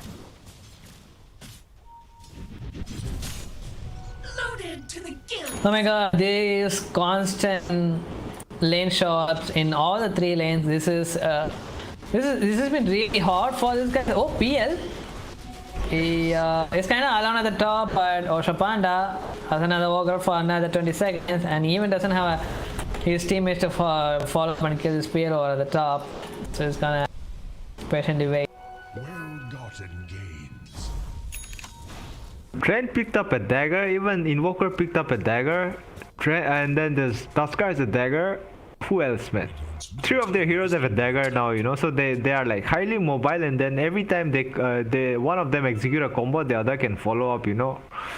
So they have to be really careful with their positioning and then their counter, you know, like initiation and stuff, man. Yeah.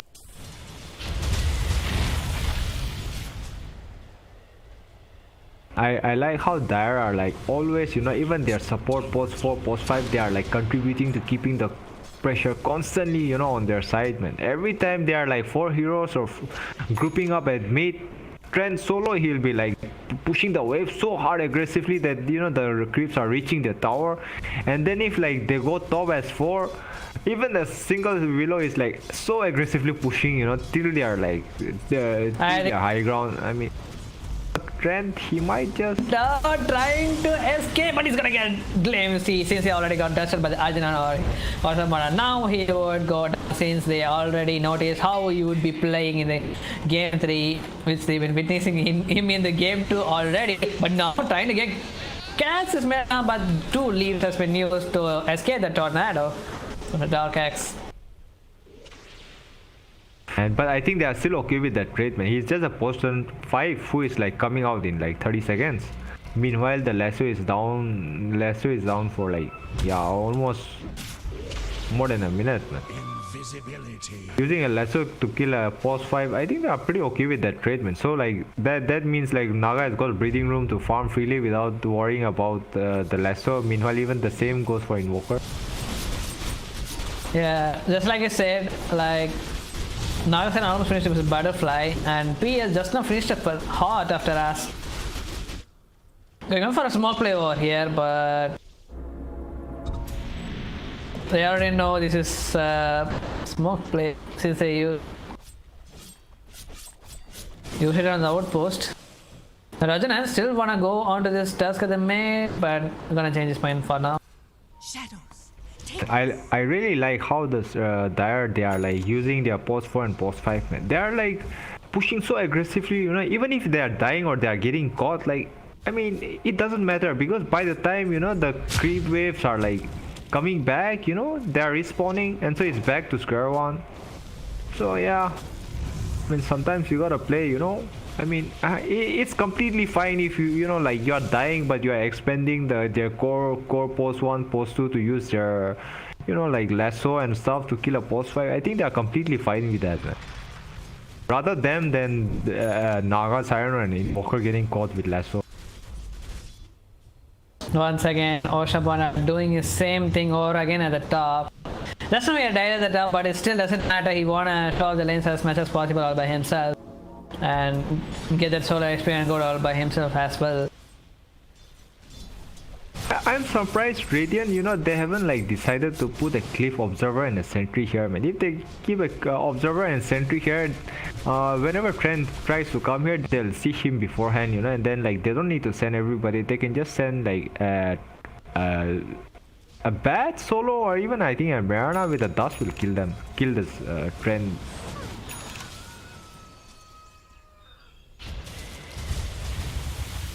Meanwhile, Dire, the map, man, it's rapidly, you know, like shrinking for them, man. Like at bottom, their whole neutrals are like completely occupied by Dire, so they can't go, and at top, PL is like occupying the top lane, but Trent single-handedly, he's like making sure that the creep wave is not even reaching the tower. Yeah, they are getting way too much out of the laning, man. Oh my god, Arjunan is so desperate. He even bought 3 centuries to catch up this Osha Panda at the top. Look, he even plays for, but now he can't even be catching this Osho since I already noticed something is off. And he backed off for sure.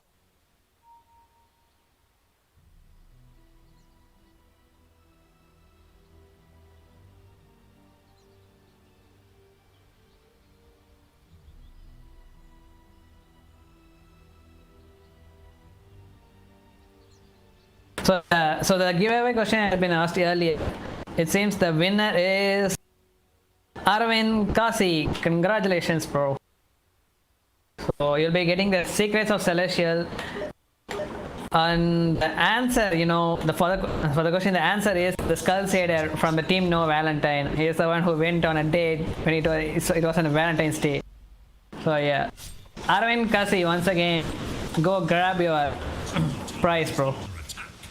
The Secrets of Celestial Sky Rat set.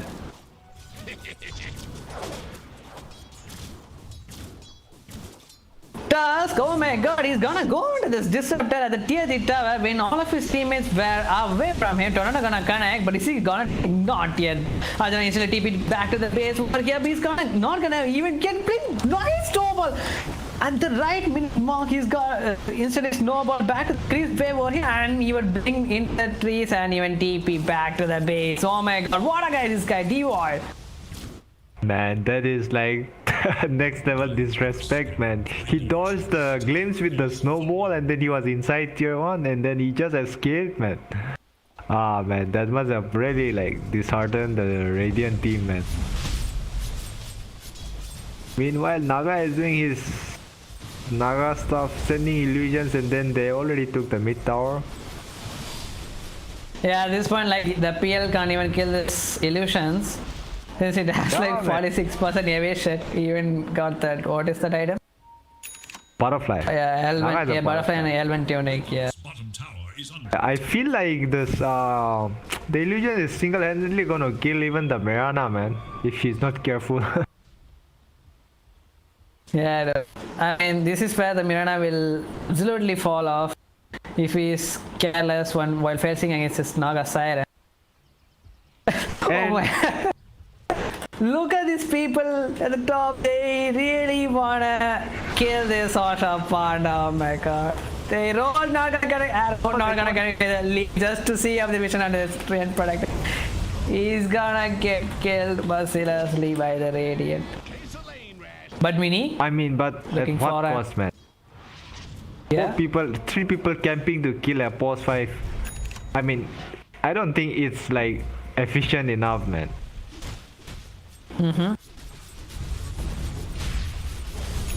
Just gonna clash, casually clear the base at the top. Tusk. I'm gonna engage out of this Mirana even if he was alone.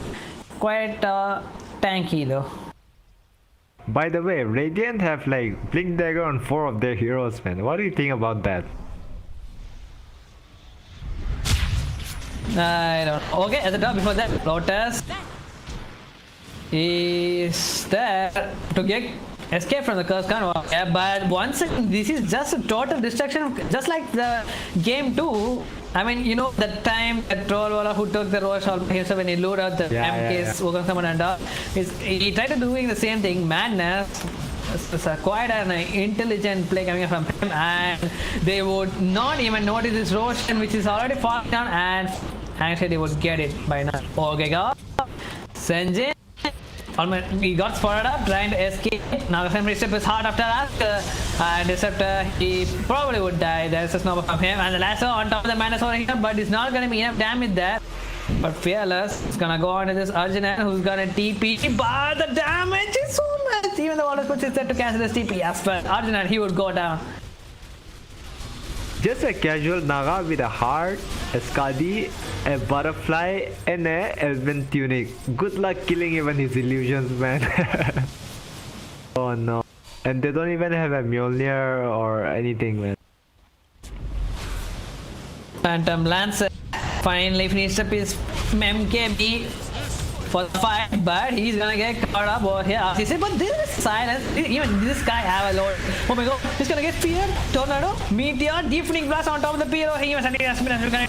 Stay on PL. You don't want to rush mana, but PLS, you want to go on to the PL. Let me helpful AJ at the backness try to interrupt their supports, even the invoker, but then he would go down. Instead, by back trying to come into the back of the fight.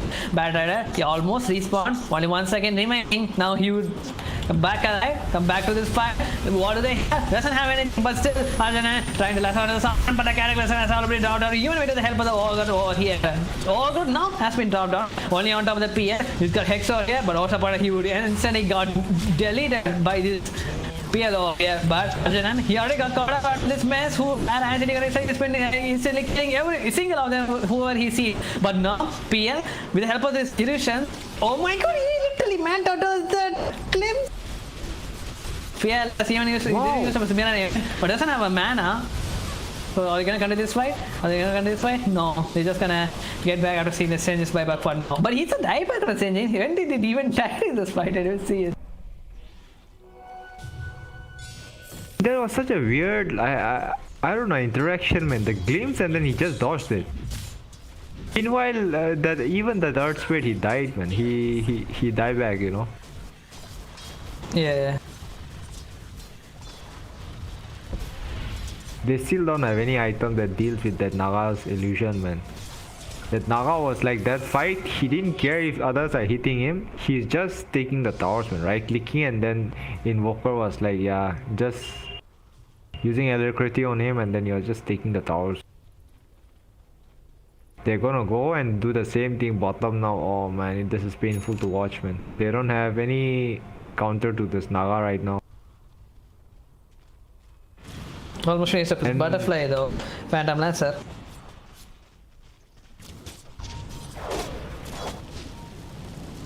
What do you think about PL picking up an MKB?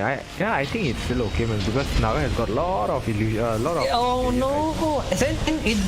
It's just gonna die back once again. Now here, last of this Invoker War. Yeah, but he popped his BKB already.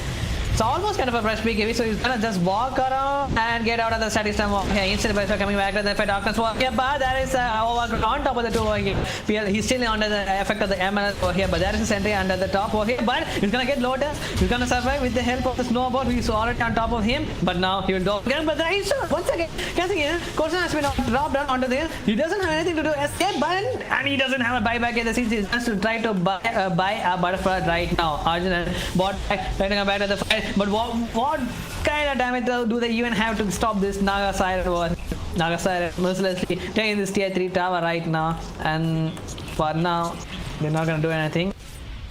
They can't do anything, man. Look at Naga, man. He doesn't care, you know, if the 4 of them are hitting him, man. He still has an At this point he was like, hey, let me kill already, I want my mana back. That's what he said. His mind even telling about.